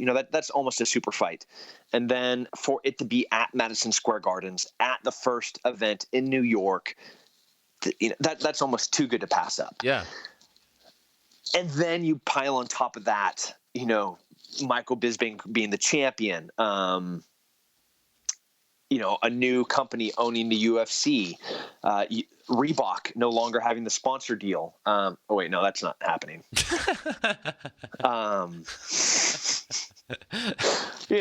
Some changes. Yes, some changes. So was that your idea? No changes on my end. Was that your idea? Yeah, not my idea. It's like, I told you, I don't know when I'm going to come back. I don't know if I'm going to come back. This year has been crazy for me. I've been in the past 4 months in 15 countries. Wow. Some in a military capacity, some as a celebrity, some as a spy, some as like some really cool stuff. And then to come back from all that and be like, oh, MMA's legal in New York, and they're going to have a card at MSG, and Michael Bisping's the champ, and Rashad needs a fight at 185, and cool. This looks like maybe a good time to come back and get a big win and hopefully talk my way into a championship. Is it possible to say that fighting in a cage is the most mundane thing that you do? Oh yeah. And I'm not talking about being a dad and things like that, but like of your professional career. Yeah, for sure. 6 weeks ago, I was at the base of the Andes Mountains in a colony under false pretenses. We lied to get in, and had they found out who we were, probably end up in a ditch. Like, this is a place that over the course of 60 years has been torturing and murdering people, making weapons of mass destruction. And I'm there with a group of 6 people pretending like we're tourists, Why are you there? Right. Why? You'll see. Oh. Yeah, we had cameras with us. Oh man. So this is this like a sequel to Finding Hitler? It is, yeah. Was it Hunting Hitler or Finding Hitler? Well, in the United States, it's Hunting Hitler. In the rest of the Americas, it's Finding Hitler. What? There's a different name. Well, yeah. Wait, it's Spanish. Okay. They just subtle differences. The words are almost the same. Okay, so all these missions, sometimes I see you on social media and you're all over the place. Are these all for shows and things of that nature, or are you still working for the military? No, I'm still in the military. Okay. Still very much working for them. And after this fight in November, I'm going to owe them a good chunk of time. And I think there's probably a combat deployment in my very near future that I'm not going to be able to say no to. It's going to, they're going to, we call it voluntold. You're voluntold to go do something. It's like you're volunteering to do something, but you don't really have a choice in it. Yeah. Like when I went to Ranger School, I did not want to go to Ranger School. I was a Green Beret, I'm an SF guy. I was like, I don't need to go Ranger School. I already have the longer tab. That means I'm super special. And my team sergeant's like, no, you're going to go to Ranger School and you're going to be honor grad. And if you're not, then you don't come back to this team. So that's being voluntold. Okay. So I think I will go overseas in a combat capacity in the very near future after this fight, because the military has been very generous with my time of late, and now it's time for me to maybe give back. So do you have to ask for their permission to take time off and train for this fight and compete on November 12th? Is that how it works with you? Yes. Okay. Yeah. And I might be able to have a case, after I finish Rashad. Hopefully Joe Rogan gives me a few seconds to plead and implore my case to fight Michael Bisping. And if that works out, I might get another fight out of the military, and they give me another fight camp and then get to fight for the title. But in the very, very near future, my hand of cards is not going to be strong. Okay. And they will get theirs. You mentioned the toddler. You became father to a boy not that long ago, right? 2 years ago or so? How many kids do you have? Yeah. I have 3. 3 kids? Yep, 2 daughters and my son. Do you ever, and I hope this isn't a tough question to answer in the sense that I know that you would do anything for your country, but do you ever say like, man, I want to stay home with my kids. I don't want to go overseas for 2 months or something like that. Do you find that as your kids grow older, you're having that internal conflict? Absolutely. Okay. And it's not as they grow older. My girls are teenagers. It is very important for the dad to be around during this time. Sure. Be like, okay, you do not get a smartphone any longer. You're going to have a flip phone, one that you can't receive pictures with. Oh, how about that? Okay. That's the era of time that we're in. Wow. And then my son, when he wakes up in the morning, the moment his eyeballs open, all he starts yelling is "Dada," and he runs across our entire house to the master bedroom, and he's like "Dada, Dada, Dada, Dada, Dada, Dada, Dada." Like, he has a good vocabulary, but that's the only word that he says for the first 10 minutes of the day. I don't want to miss any of that stuff at all. There's not even a little bit in me that's like, oh, I'm not going to miss that. I'll be with my guys. I'm going to have my long gun again. I'm going to be, I'm going to be back. I'm going to be back in the thick of it. No, it is agonizing torture to miss a moment, with my family. So that's going to suck. So how do you ultimately make the decision to say goodbye? And do you look forward to the day where you can't, or do you think your whole life is going to be this way? Like until, you just can't anymore? Did you foresee a time where you don't get to say, all right, bye kids, I'm gone? You know, like, did you get that right at some point? Do you want that right? I don't think I'll have that right until I'm retired. Okay. And I'm probably never going to retire. You know, they're going to have to kick me out at, hey, Tim, both your knees are like chunks of concrete. You know, your shooting finger. It's like that right there. Can you see that? Oh, wow. Wow. That's a callus from the inside of a trigger well from shooting so much. I'm not flipping you off. That's flipping you off. That's how much I shoot. That's 3 days a week. That's a few thousand rounds. So where your finger rests up against the trigger, that's where it brushes on me. Wow. And yeah, that's a stump of a bloody callus. Wow. That you can pick. Like, you know, weightlifters, they can pick their little calluses off. Yeah. And those weightlifters look at guys that don't have those calluses like little sissies. Yeah. I look at guys that have those calluses on their hands like little sissies because my callus is here. That's right. Sort of like a cauliflower ear, right? In a weird way. Oh, man. You're cutting it off? Jeez. I was chewing on it. Okay. Just don't be gross. Don't make it weird. In the last few months, all your travels, was there ever any like super dicey situations where it got a little hairy? Yeah? Yeah. Well, there was a couple. One, I wanted to see how quick I could swim from Argentina to Paraguay in a river called the Parana River, which they pronounce the Paraná River, but it's the Parana River. And it's named that aptly. Yeah. You know, it's not like a misnomer. Did you swim in it? Yeah, I swam it. Are you wearing any kind of protective gear? No. That was just straight up. Tim's an idiot. Okay. Did anything bite you? I was swimming pretty vigorously. Okay. And I know I hit some fish. I'm not sure what kind of fish they were. Jeez. And I'm hoping that, you know, like when a dog looks at another dog and they're like, that dog's just not worth it. You know, like, I want to fight, but that dog looks like he has mental problems and is on some form of stimulant, and he will tear my throat out for sure. I was hoping that I had at least like on a, cerebral level, a connection to these man-eating fish. And they're like, if I'm going to bite this motherfucker, he's going to kill everything in this entire river. So anyways, that was stupid. I also climbed this tower that was like 300 or 400 feet because I wanted to find out what was inside of it. And there, you know, no safety cables, no ropes, no anything. And it was electrically charged because they had solar panels on it and they had wires that were like zapping. So again, in my ultimate wisdom and element of self-preservation, I was like, oh yeah. So if you fall like 6 stories, you're going to die. I was like 25. And so when I was like about 18 stories, I'm like, man, this was a really stupid, bad idea. I shouldn't have done this. But then I went up to the top. And then we were at 2 places where people were trying to actively intimidate and hurt us. Once they found out who we were and what we were doing.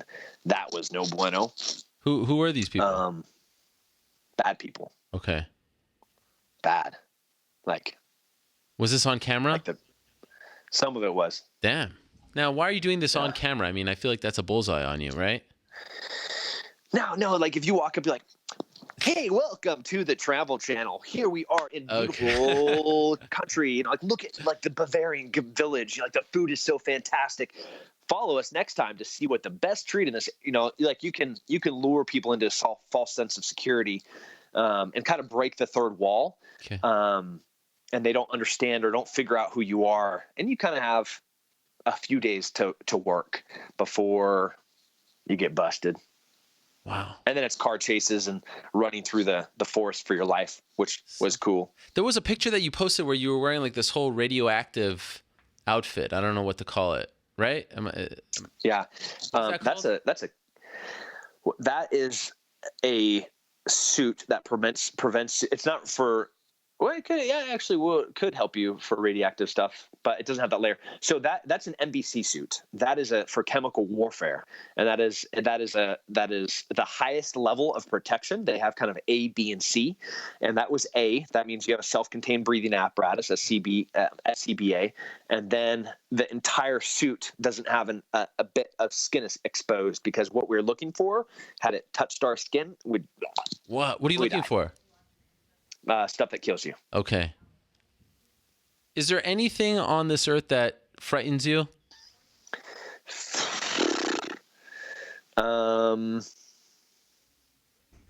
Failure is a big one.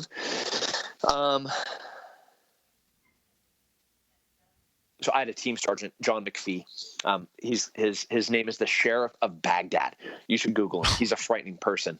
He was my boss. Okay. And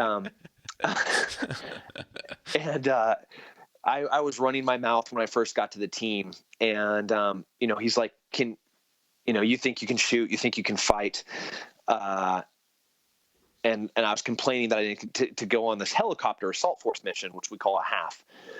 And I was like, I don't want to go. And I was acting like a baby. So I came back that night. And he's like, hey, we're going to straighten things out in the team room. I was like, oh, yeah, that means we're going to fight. And we're going to and I was going to get to beat up my team sergeant. And I'd be like, all right, now you understand that, who's in charge. Well, the whole entire team was there, 12 guys. And I was like, oh, what? There's 12 people here. So I ended up fighting, I beat up the first 7 or 8 guys. Wow. Handedly. And then the 9th guy, not so great. The 10th guy started beating me up. And then I had 3 more guys to go. And they just beat the piss out of me. Whoa. And then I stood up and, like spitting out blood. And my team sergeant's like, okay, now that's the end of a gunfight where we just got blown up. Can you carry me?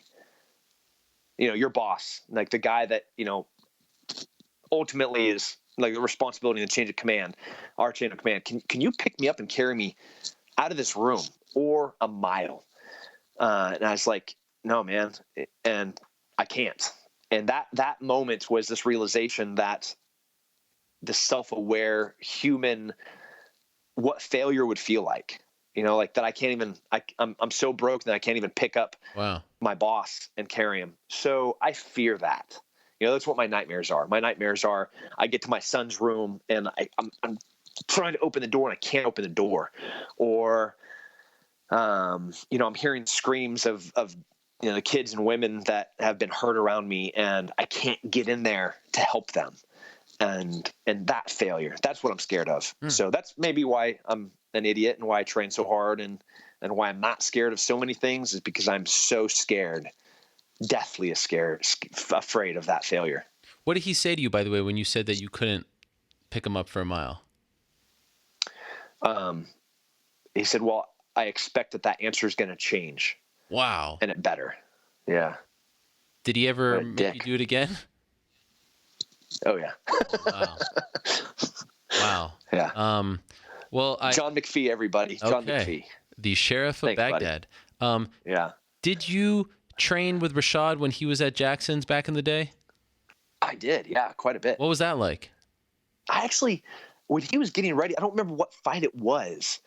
I flew to Albuquerque specifically to help him get ready for a fight. Oh, wow. It wasn't for my fight camp. It was for him. He's probably fighting some wrestler, grinding, blue collar, hard nosed idiot type dude. And so I came in to get him ready for that. Which was one of the reasons I was surprised that he asked to fight me. He asked to fight you? Yeah. Yeah, no, it wasn't. Rashad's coming to 185 and hey, can I have Rashad, in the twilight years of his career at a new weight class? That's not what happened. He said he was going to move to 185 and he asked Joe Silva if he could fight me. Wow. Why do you think he said that? I don't know. Are you surprised he said that? I am surprised. Are you bothered he said that?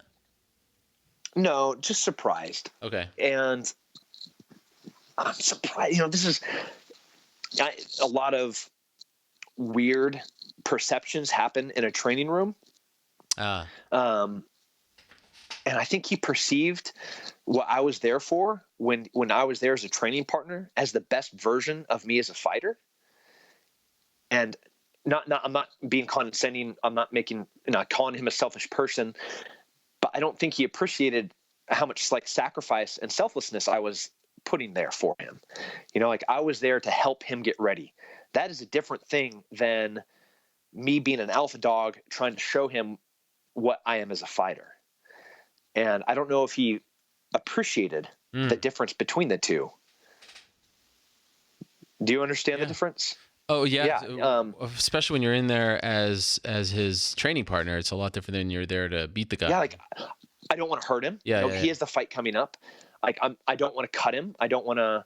I'm not going to throw knees. I'm not going to go throw elbows. Like my overhand, I'm going to soften it up when it lands. When we're grappling, I'm going to make sure that if I hit a takedown, I'm not going to hurt his knee or his ankle or his shoulder or his wrist, because ultimately I have to make sure that he, as my training partner, is ready to go.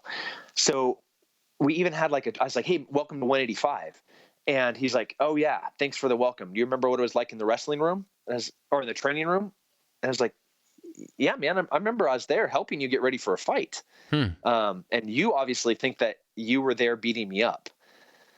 So it's kind of a testament to our difference in maybe our personalities. And we just view things differently. So he's gonna feel a different version of who I am as a fighter than when I was there helping him get ready for a fight. Considering what you've seen from him as of late, is he the same fighter as he was from back then? No, his chin has diminished. He can't take the shots he used to. His wrestling, Ryan Bader exposed that he hasn't been putting the work in. He knows that I'm going to be moving forward as a wrestler. He knows that I'm going to come forward with big, heavy hands. So if there's a moment he makes a mistake, I'm going to capitalize on it and hurt him. And if I'm going to touch his chin or I'm going to put it on his back, he has a fight. And we're going to be in both those positions. No, so he's not the same fighter that he was when he knocked out Chuck Liddell. But I am the same fighter, if not better than I was 5 years ago. So, yeah, November 12th is going to be a tough fight for him. Will you be training with John Jones for this fight, considering the success that he had against him? Yes, I will be training with John Jones because he's at Jackson's. Okay. And he's a great wrestling partner, and he's a great striking partner. Because of the vast difference in his size and style, John compared to Rashad, I won't spend too much time with him. Okay. Guys, there are other guys at Jackson's that are going to be way better suited as training partners that are much more similar to Rashad, that are, I think, even better versions than what Rashad is right now. So I'll be training a lot more with them.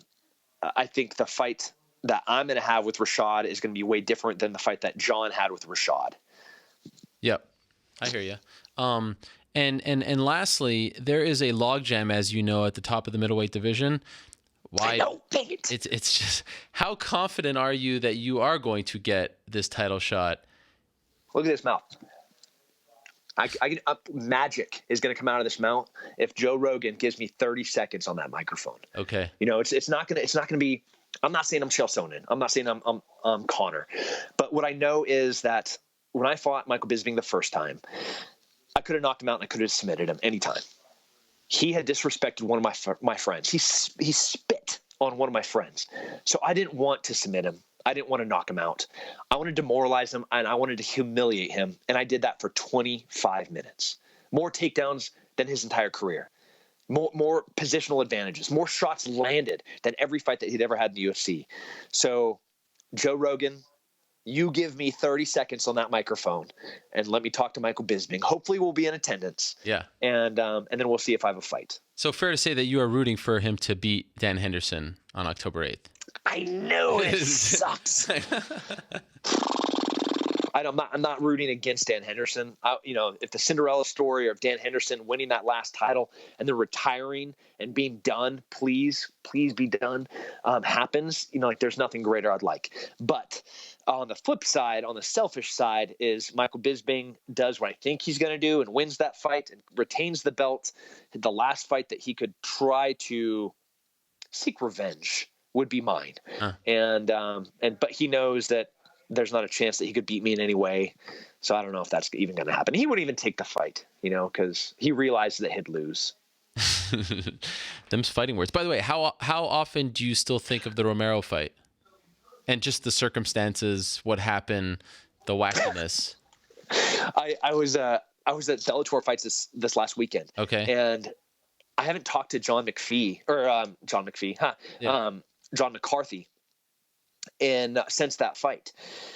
And he was officiating that night, and his seat was directly in front of mine. And I'm sitting with my friend, and I'm like, man, we're gonna have words. And he's like, well, what are you gonna say? And I was like, I don't know, what should I say? He's like, I don't know, you're way better at this stuff than I am.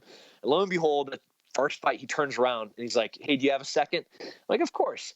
And he explains from his position what happened. And, he's like, I made a mistake. The corner made a mistake. The UFC made a mistake. Obviously the corner was cheating, and you kind of go, it's like, yeah, I'm aware of that. It's like, but you've kind of been rationalizing, explaining, your position for the past since we've talked. And he's like, I'm like, but you've never had this conversation with me. That's what men do. It's not like you don't have my phone number. I've been in the sport 15 years, and he's like, I know, I was like, so this should have happened 2 years ago. And I think you're wrong. I think you made a mistake. You should have stopped the fight when he didn't answer the bell. That's how it works. You think that you mostly did the right thing. Maybe, something else could have changed. But first and foremost, if we have a disagreement, we figure it out and we talk about it, and he apologized, and more or less we're good. Obviously I think he made a mistake, but that was 2 years ago. Yeah. Since then, I've jumped out of a helicopter 30 something times. I've jumped out of an airplane 25 something times. I've been in 14 different countries.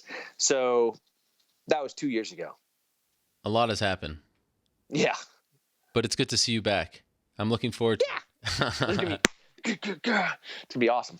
Thank you very much for the time, Tim. As always, it is a pleasure. I'm looking forward to this fight, and what a stage it is happening on November 12th, Madison Square Garden. Well done, my man. Again, thank you. Best of luck to you, and we'll see you in New York.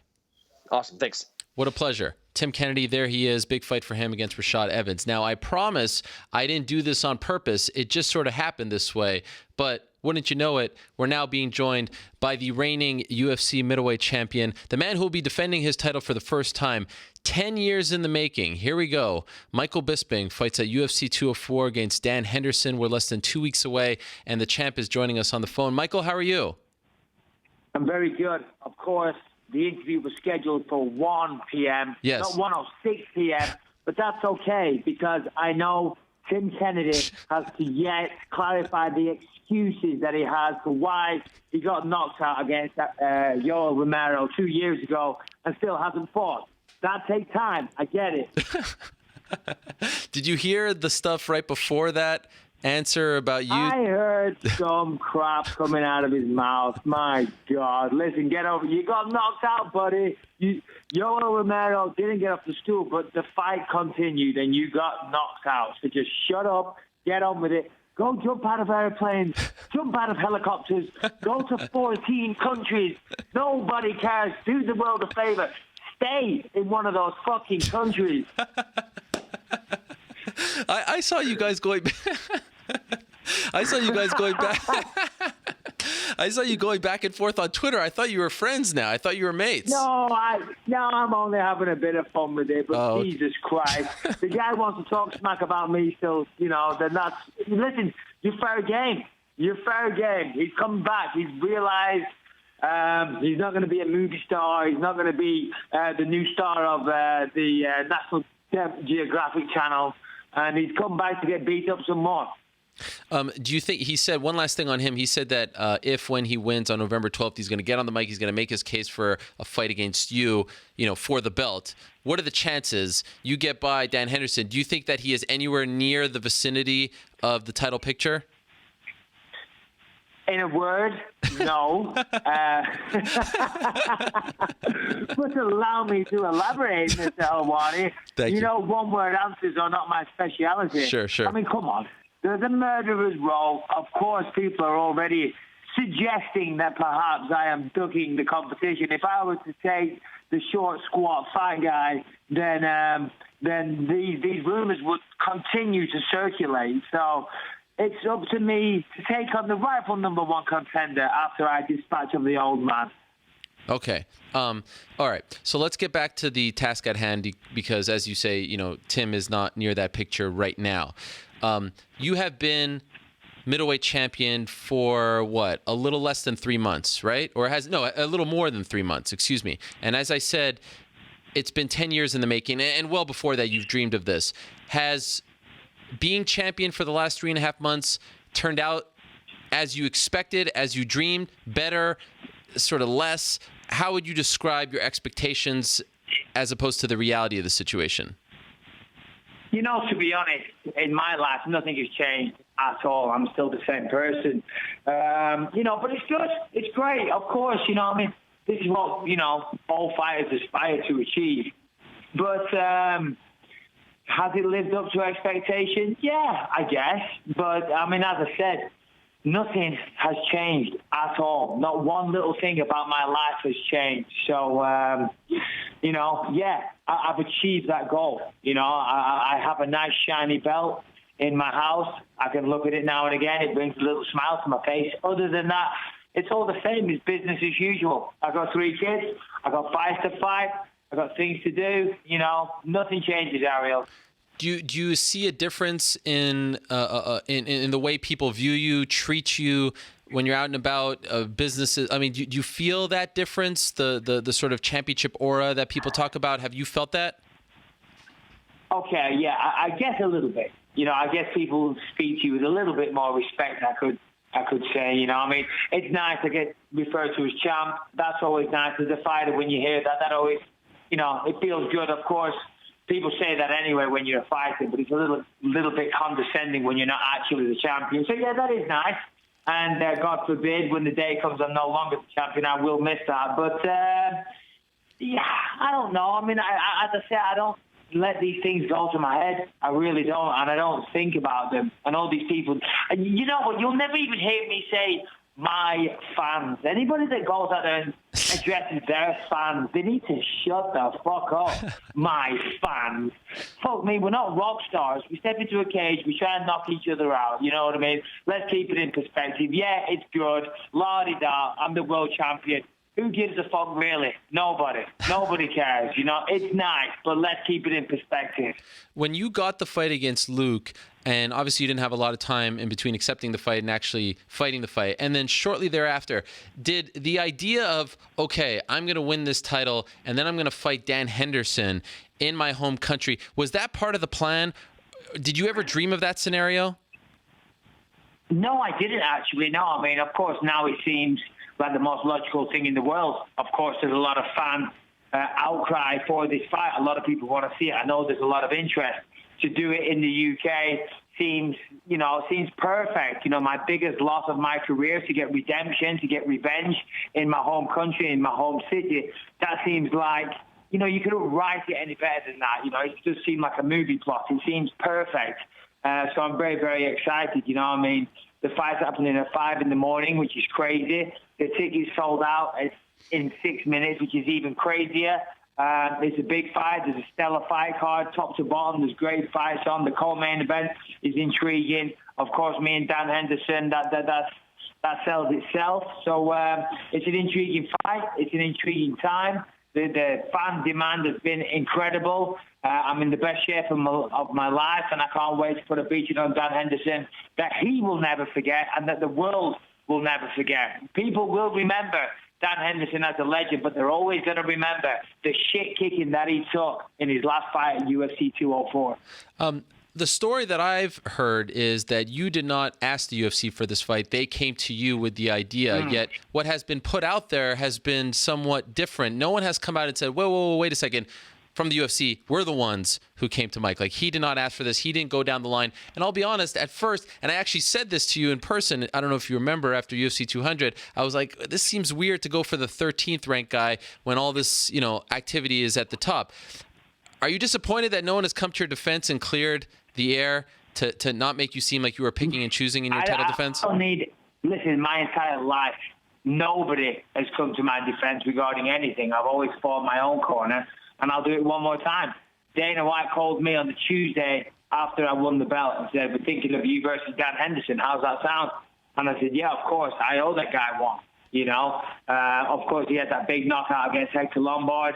So the stars kind of aligned. They offered me the fight. I gladly accepted. As I say, he proved he's still got power. He's proved he can still knock people out. He's still got a fan base. He's going to retire soon, so I wanted to get that one back. So there's many reasons why this fight makes sense, and I'm kind of sick of explaining that all these other guys that want a shot at the belt, they're still going to be there. They're not retiring. Dan Henderson is retiring, so if I'm ever going to get this one back, it does need to be now. But for the record, yeah, the UFC offered me the fight. I didn't ask them for the fight, but I did accept. Of course I did. Sure. And I'm looking forward to it. Very much looking forward to it. As a guy who could have gotten a title shot, well earlier in his career, based off your popularity and the types of opponents that you competed against, was there ever a part of you who said, like, he doesn't necessarily deserve this, like, he didn't do enough to warrant this title shot? Did that bother you at all, considering the long journey that you had to endure to get to this title fight against Luke on June 4th?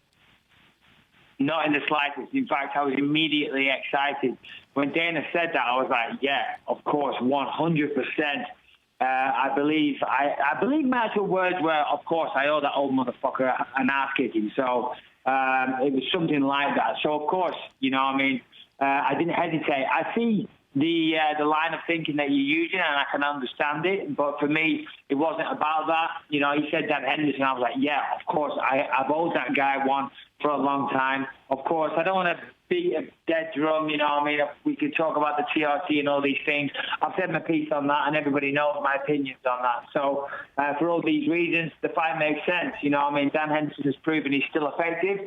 He's got that big right hand. He can still knock people out. The last thing that goes is power. And on top of the power, he actually still has some good timing with that hand. And it's incredibly fast as well. If you see it in the Hector Lombard fight, he drilled Hector with it several times prior to getting the knockout. So whilst I don't think this will be a walk in the park, of course, I'm confident. I'm the younger guy, the better guy, the bigger guy, the faster guy. But also on top of everything, I think I'm mentally strong, the better guy. It's my mentality and my mental strength that has got me this far, which got me to the world title in the first place. And I believe it's why I'll win this fight as well. I mean, if you look at some of the fighters that I've beaten, they're better physically, but mentally they're not in my league. So it's the mentality that I bring to the table, which is what has brought me my success. You combine that with my more athletic and younger body, I think it's hard to argue a case where I don't win this fight. I'm assuming you watched the card on Saturday, right? For the most part, yeah. I saw the last few fights. I recorded it, but I saw most of it. I was, where was I? I was out running a few errands. Okay, my question is, if you watched that card for an hour or two, the commercial for your pay-per-view event was airing multiple times. I mean, over and over again. And a big part of that commercial is the knockout. What is it like for someone who's about to fight in less than 2 weeks against the guy who gave you that knockout to watch that over and over and over again? Do you close your eyes? Do you ignore it? Do you get pissed off? What is that like?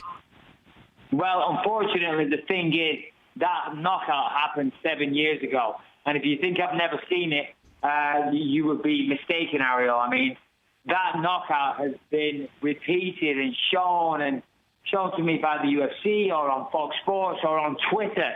The amount of people that tweet me that GIF is unbelievable. So me seeing that is nothing new. I've seen it ad nauseum. Okay. Of course, you don't want to see it. You don't want to see the guy knocking you out that you're about to step into the octagon with.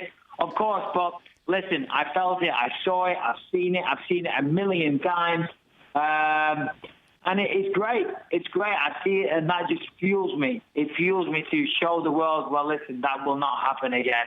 Take it. Take that one little moment. Take that one time Michael Bisping got knocked out and loop it. Play it on loop, because guess what?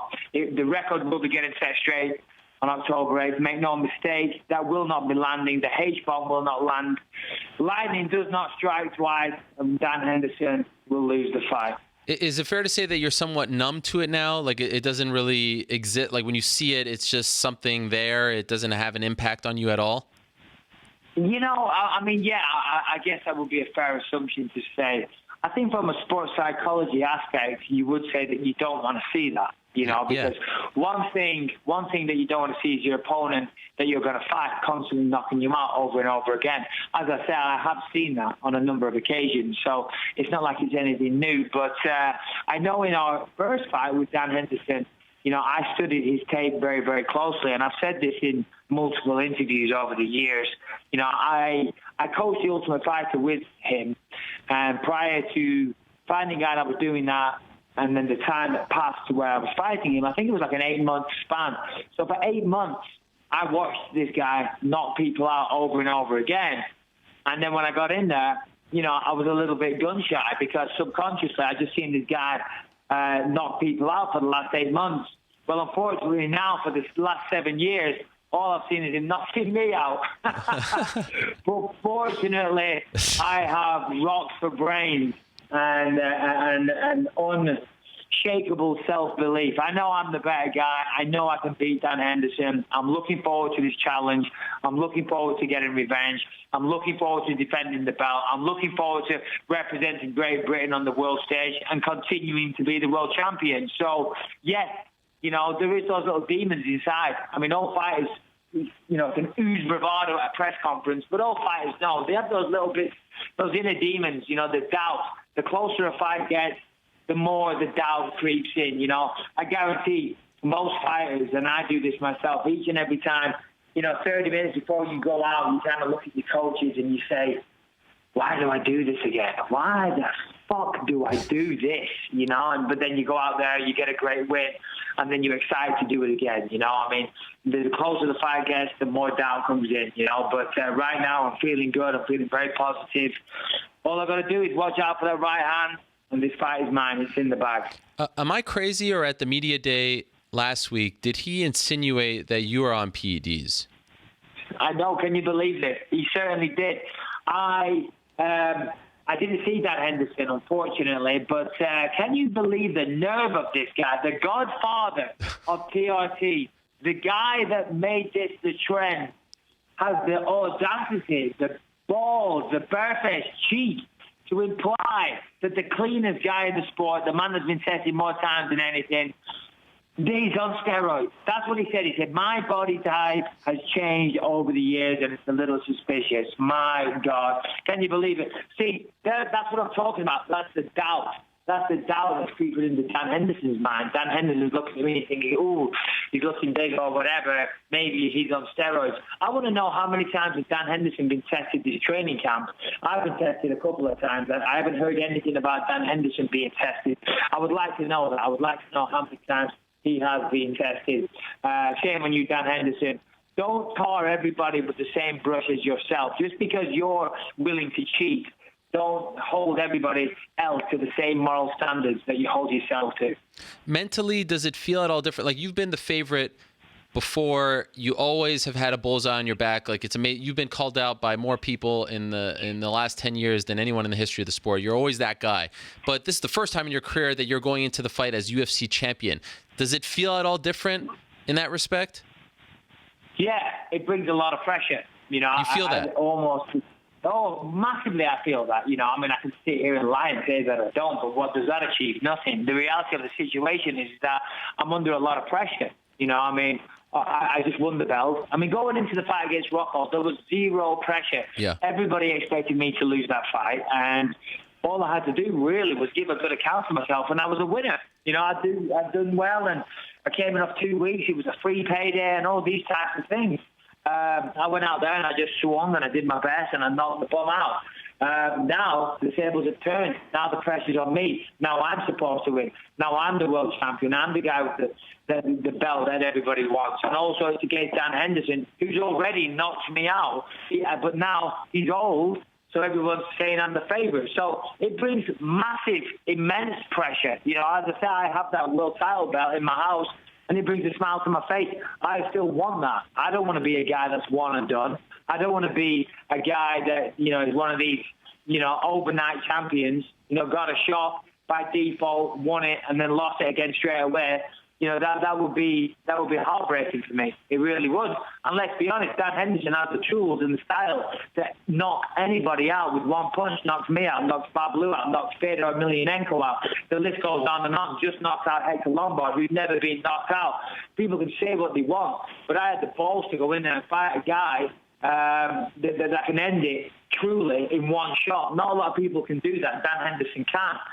There's massive pressure on me in this fight. Of course there is a huge pressure because, again, this would just be the tail of my career, wouldn't it? Because, I know what people say. I know they still say they're not convinced that I'm the champion. Fucking Chris Weinman still says, it's embarrassing that this thing's the champion, And if I was to go out there and lose to Henderson, can you imagine what my critics would say? So it brings massive, massive pressure. But don't worry about it. I got this. I got it in the bag. And all those little fuckers that doubt me, they'll all get it one by one. What was the best part about going back for the media tour, Old Trafford? You're in Manchester. What was that like? What stood out? The best thing for me was what the people of Manchester. We did a signing at it's called the Trafford Centre. It's like a huge mall, and we did a signing there. And the crowd, the turnout was just unbelievable. It was insane. And for me to be there signing autographs, I was embarrassed, if I'm honest, because that's where I used to go when I was younger. When my wife was my girlfriend, we'd go there and we'd go shopping and go buy a new pair of shoes or jeans or whatever the weekend and get lunch, and then to be there signing autographs was crazy. But it wasn't just that. It was the things that people said to me, the words that they said, it just blew my mind. The amount of people that came up and said, I cried when you won the belt. Wow. And for a little bit, I didn't believe them. I thought they're just saying that to be nice.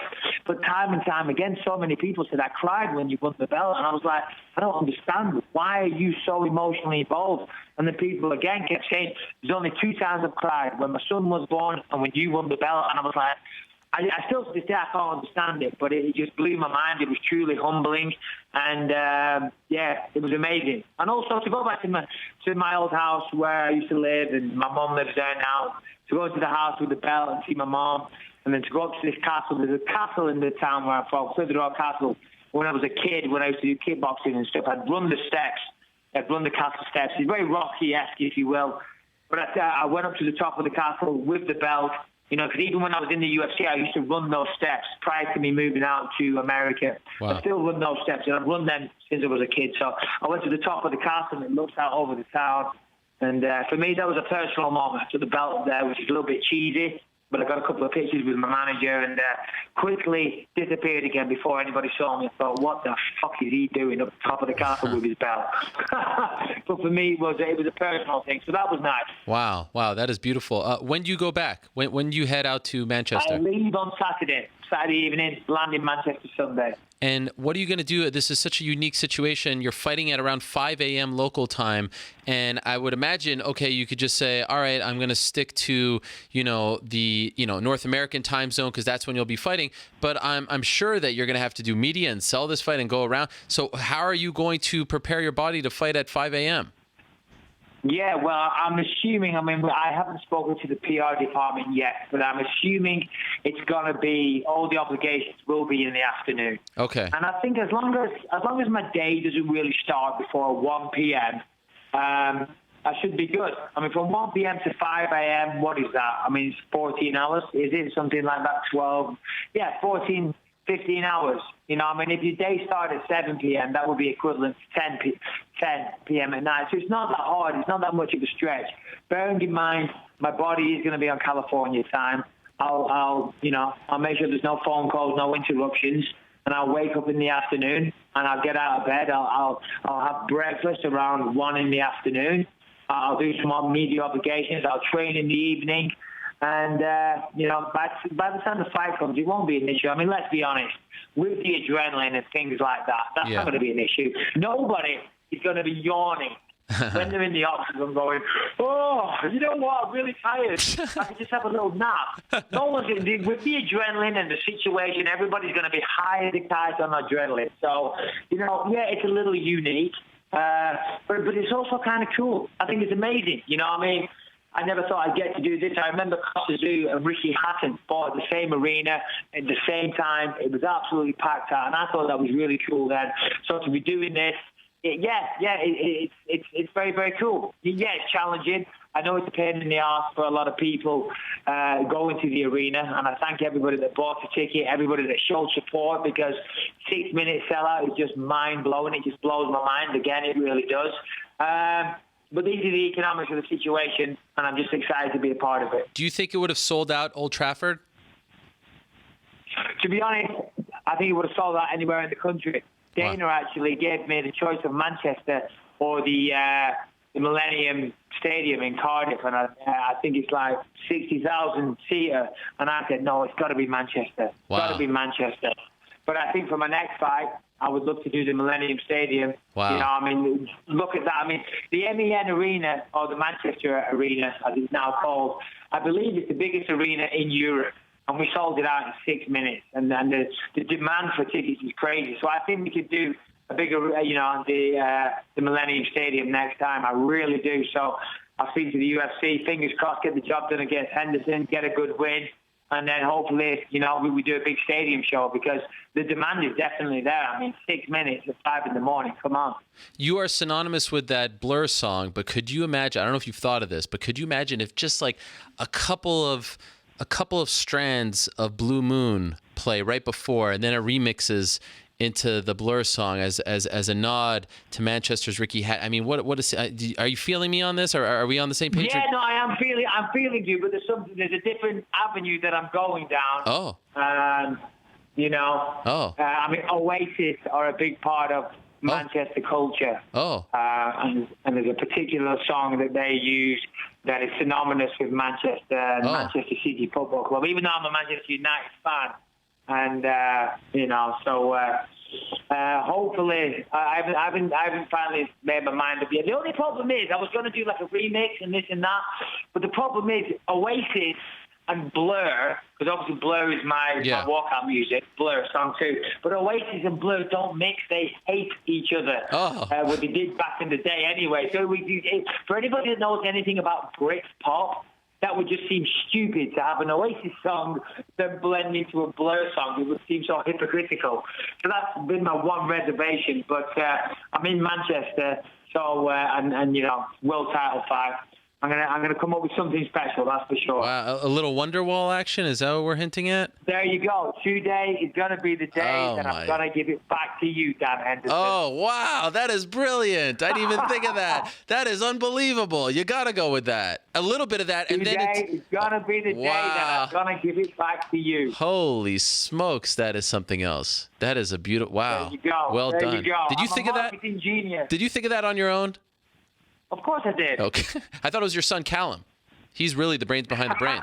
I'll be honest, Callum comes up with most of the good stuff. Anything good that I say on FS1, that's down to Callum. But I came up with that one. Today is going to be the day that I'm going to give it back to you. Wow. Okay, two more things, and I'm sorry for going a little longer. Unfortunately, I will not be... No, you're good, Ariel. Okay, it's just I won't be there, and I'm a little bummed out, but I will certainly be watching from stateside. I saw on your Instagram and your social media, you were traveling not that long ago with your wife. You seem to be having a great time, and I was thinking, is it possible that Michael Bisping is trying to recreate the circumstances surrounding his title fight against Luke Rockhold, and is going to go out and just enjoy life and then train for 2 weeks before this fight? Because that's what I was thinking for a second. Were you doing that? So if you didn't know much about the situation, you could be forgiven for thinking that. Now, of course, with the Rockhold fight, I went in there on a short camp, and I did speak about the fact that I did a short camp and I felt strong in all these things. So I wanted to make sure that I learned that lesson and it wasn't just talk. So as it happens, I actually signed on to do a movie called My Name is Lenny. And Yes. then after signing the contracts, shortly after that, this fight was signed. And I know that, even still with all the talk and this and that, it's still a distraction. So I know my coach, Jason Brillo, was massively concerned. But I went out to England. I filmed this movie. My Thai boxing coach, Darren Morris, came down, lived with me in London. So my schedule, I was working in the day, I was filming the movie. Then in the evening, I would train. I trained for a few weeks before I went out there. Then I did the movie, and then, we had a little bit of downtime. And then I came back, and I still had 4 weeks of intensive work. And I've still got 2 weeks left, Ariel. There's still 2 weeks until the fight. I tell you, I can fight right now. I am in shape, and I've still got 2 more weeks. You don't need 8 weeks. Everybody in this world massively overtrains when it comes to fighting. Apart from what I hear, Dan Henderson, because I hear he's a lazy fuck. But other than that, most people overtrain, and I'm trying to learn from my experiences. I wish I knew what I knew now 10 years ago. I wish I knew what I know now 10 years ago. It's amazing that I won so many fights. I think it's my heart that won me those fights, because I used to train so much. I mean, I came back here after filming that movie, and I trained hard for a week. And I was like, geez, Louise, I can't believe that I used to do 8 weeks of this. 8 weeks. I mean, you're just driving yourself into the ground. So, yeah, I learned from the last fight, the last camp. I went away. The movie was a distraction, but it was a welcome distraction. And as I say, I've still got 2 weeks left to fine-tune things, do some more sparring, lose a couple of pounds, and we're well on track for a great performance.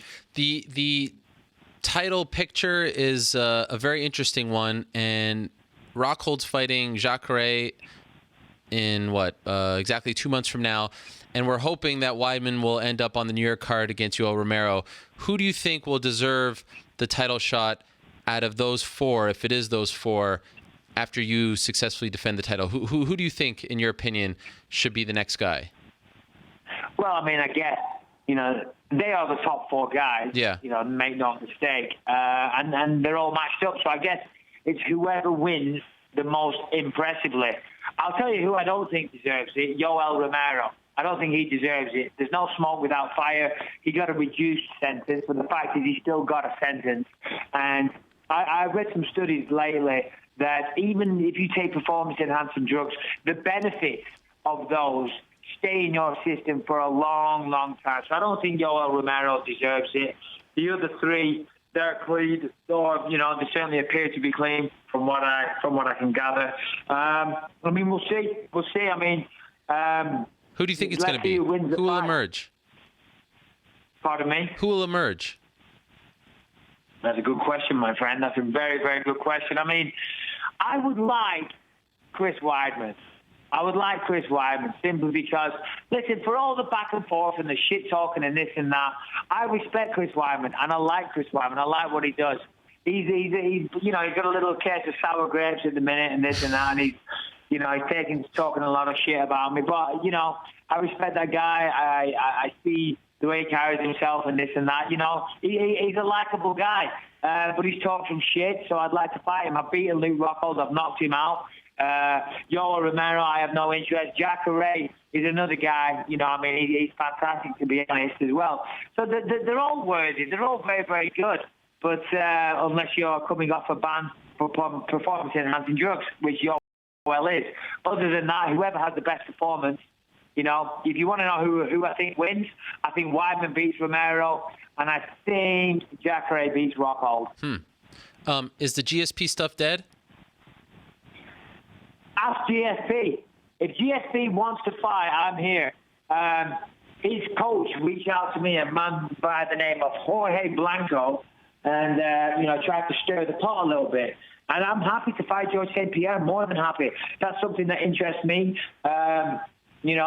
George, if you're listening, don't reach out and then do nothing with it. I am willing to fight you. I'm willing to have a quick turnaround and fight you in Toronto at UFC 206. Wow. 1,000,000%. I will do that. I will do that. So if you're listening and you want to fight, okay, be a man, call the UFC and take the deal. Stop outpricing yourself. We all want more money.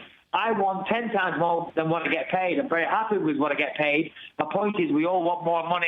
Stop outpricing yourself on the market, George. If you want to fight, if you want to do it, then here I am. I'll beat Dan Henderson. Let's go. I'll even do it at a catch weight of 180 pounds, even though that will kill me.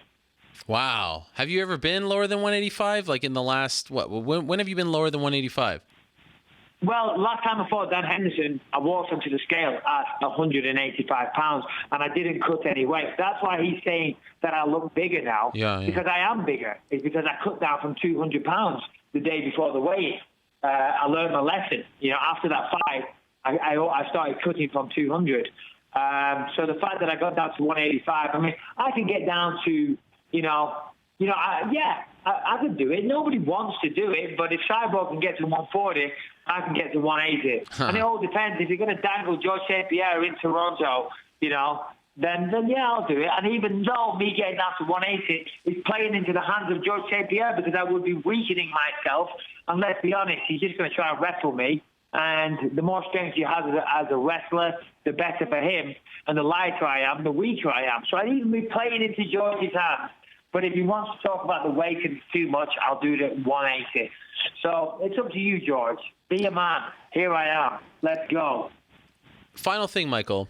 And this isn't some kind of revelation, but I'm wondering if you ever had this thought, one night in the last few weeks as you're laying in bed thinking about your life, and in particular this year. I mean, you win this fight. There's a very good chance you're Fighter of the Year. 2016 Fighter of the Year. Who would have thunk it? Michael Bisping, middleweight champion. Have you thought about the fairy tale that is your year when you think about what this loss represented back in 2009 on the stage, how it happened, the ridicule afterwards, and then going back home and as champion getting to end this man's career? I mean, you can't write a script like this, and it took a very long time to get there. But have you ever thought to yourself, like, wow, I can't believe the way things are turning out? Like, if this actually happens the way I think it's going to happen on October 8th, and you wish you could have told yourself that, probably when you were down about the loss after UFC 100, it's just sort of mind-blowing when you think about the arc here. Have you ever truly thought of that, and how do you react when you do think about it? That's a good question, Ariel. I remember, of course, after the loss to Henderson, I went through, I don't want to say depression, because that's not an accurate word, but I certainly had my days where I felt sorry for myself. Of course, I remember. I remember one day in particular, I was laying in bed and I felt very, very sorry for myself. And, I got quite emotional and this and that. And if you could have turned around and said to me then, don't worry, Michael, 7 years from now, you're going to be champion of the world and you're going to rematch Dan Henderson in your hometown, a sold-out crowd that's going to sell out in 6 minutes where you just knocked out the champion inside the first round. If you'd have told me that then, I'd have laughed and I said, thanks for trying to cheer me up, Michael, from the future, but you're full of shit. But here we are. I never stop believing in myself. I don't want to get up my soapbox and start lecturing people because I can't stand those preachy bastards on Facebook and Instagram. But, here we are. And that is the reality of the situation. I'm proud of myself. I've worked hard. I've never stopped believing in myself. My family, my wife, my children, my management have been there and helped me out all the way through this. And really, at the end of the day, this is all I know how to do. I'm a fighter born and bred, and for right or wrong, he's got me in a lot of trouble. He's got me in a lot of good spots in life as well. He's got me to where I am today, and I never forget that. And fingers crossed, knowing all that stuff will get me the win on October 8th. I want to thank everybody that bought a ticket, everybody that supported me, everyone that doubted me as well. The doubters really fueled me as well, because I know I have so many of them. I know so many people think it's a joke that I'm champion, and just trust me, I can't wait to go out there and prove you all wrong. All those other people, to prove Dan Henderson, all Dan Henderson's little fanboys, everybody that laughed at me along the way when I said I was going to be champion. You think I don't see the comments back in the day when I said, after every fight, I'm going nowhere. I will be champion one day. And people chuckled and they laughed. But they're not laughing now, and then I will get my revenge. And, it will be that fairy tale ending for me, not for Dan Henderson. Today is going to be the day that I'm going to give it back to you. Unbelievable. I'm still blown away by that. We need to do some T-shirts. If anybody's listening and wants to do a T-shirt, today is going to be the day that I'm going to give it back to you. Reach out. Let's do it. Let's sell some T-shirts. Unbelievable. And man, how about a commercial? We still got 2 weeks. UFC PR department, marketing department. Let's get that on a commercial. I still think back to our little chat in Montreal after the Luke Rockhold fight, and you were still talking title shot. And I'll be honest, in the back of my mind, I was thinking, I don't know if it's ever going to get to that point for this man. Yeah. And now look at you. Look at you. It's unbelievable. And no one believed you. No, I know. Listen, I'll be honest, Howard. There was times when I kind of, I'd resigned myself to the fact that maybe it wasn't going to happen, but screw it. I'm still in a fortunate position. I'm still getting paid to do what I love to do and still taking care of my family, which a lot of people aren't in that position. So, sometimes you've got to look at the greater good. I'm doing something I love. Will I be the champion? No, I won't, but so what? Keep doing what I'm doing and you never know. And here we are. I'm the champion. I get to get revenge. I'm a happy man. Well done, Michael. Thank you so much. I really appreciate the time before things get hectic. It wouldn't have been the same without you. So thank you so much for coming on the show. Best of luck to you. Can't wait for the fight, and enjoy your time back home. Thanks, buddy. Anytime, Ariel. Take care. All right, there he is, the UFC middleweight champion, Michael Bisping, defending his title October 8th, back home, Manchester Arena, against his longtime rival, Dan Henderson. It's hard to beat Michael Bisping when it comes to interviews. The honesty. I mean, how about this entire show? How about this entire show? You talk about honesty, from Lockhart talking about Cyborg's situation, Will Brooks talking about his situation and what he deals with on a day-to-day basis, Joseph Duffy talking about his contract situation, Tyron Woodley talking about his situation, Tim Kennedy talking about flying out of planes and dealing with all kinds of radioactive craziness, and then Michael Bisping. What a show. Wow.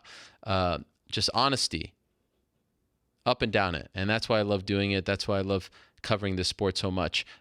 You can hit my music. We are out of time. UFC 205 is less than 2 months away, and I know it is the topic of conversation. I suspect in the next 24 hours or so, we're gonna know a whole lot more about UFC 205. Still fluid. Don't give up hope. And if we're left with what we're left with, it ain't bad. Don't get it twisted. But I know we have been programmed to expect legendary epicness. That's what we were told. What's going to happen in the next 24 hours or so? It's going to be an interesting scene. It's at 6 p.m. at the MSG Theater in New York City, a mere 6 blocks from here. I will be there. We will be there. It's going to be very interesting stuff. For now, we will say goodbye. I want to thank everyone who tuned in. I want to thank everyone who stopped by today. Thank you very much, Mark Ramundi. Thank you very much, George Lockhart. Thank you very much, and best of luck to Will Brooks. Thank you very much, and best of luck to Joseph Duffy.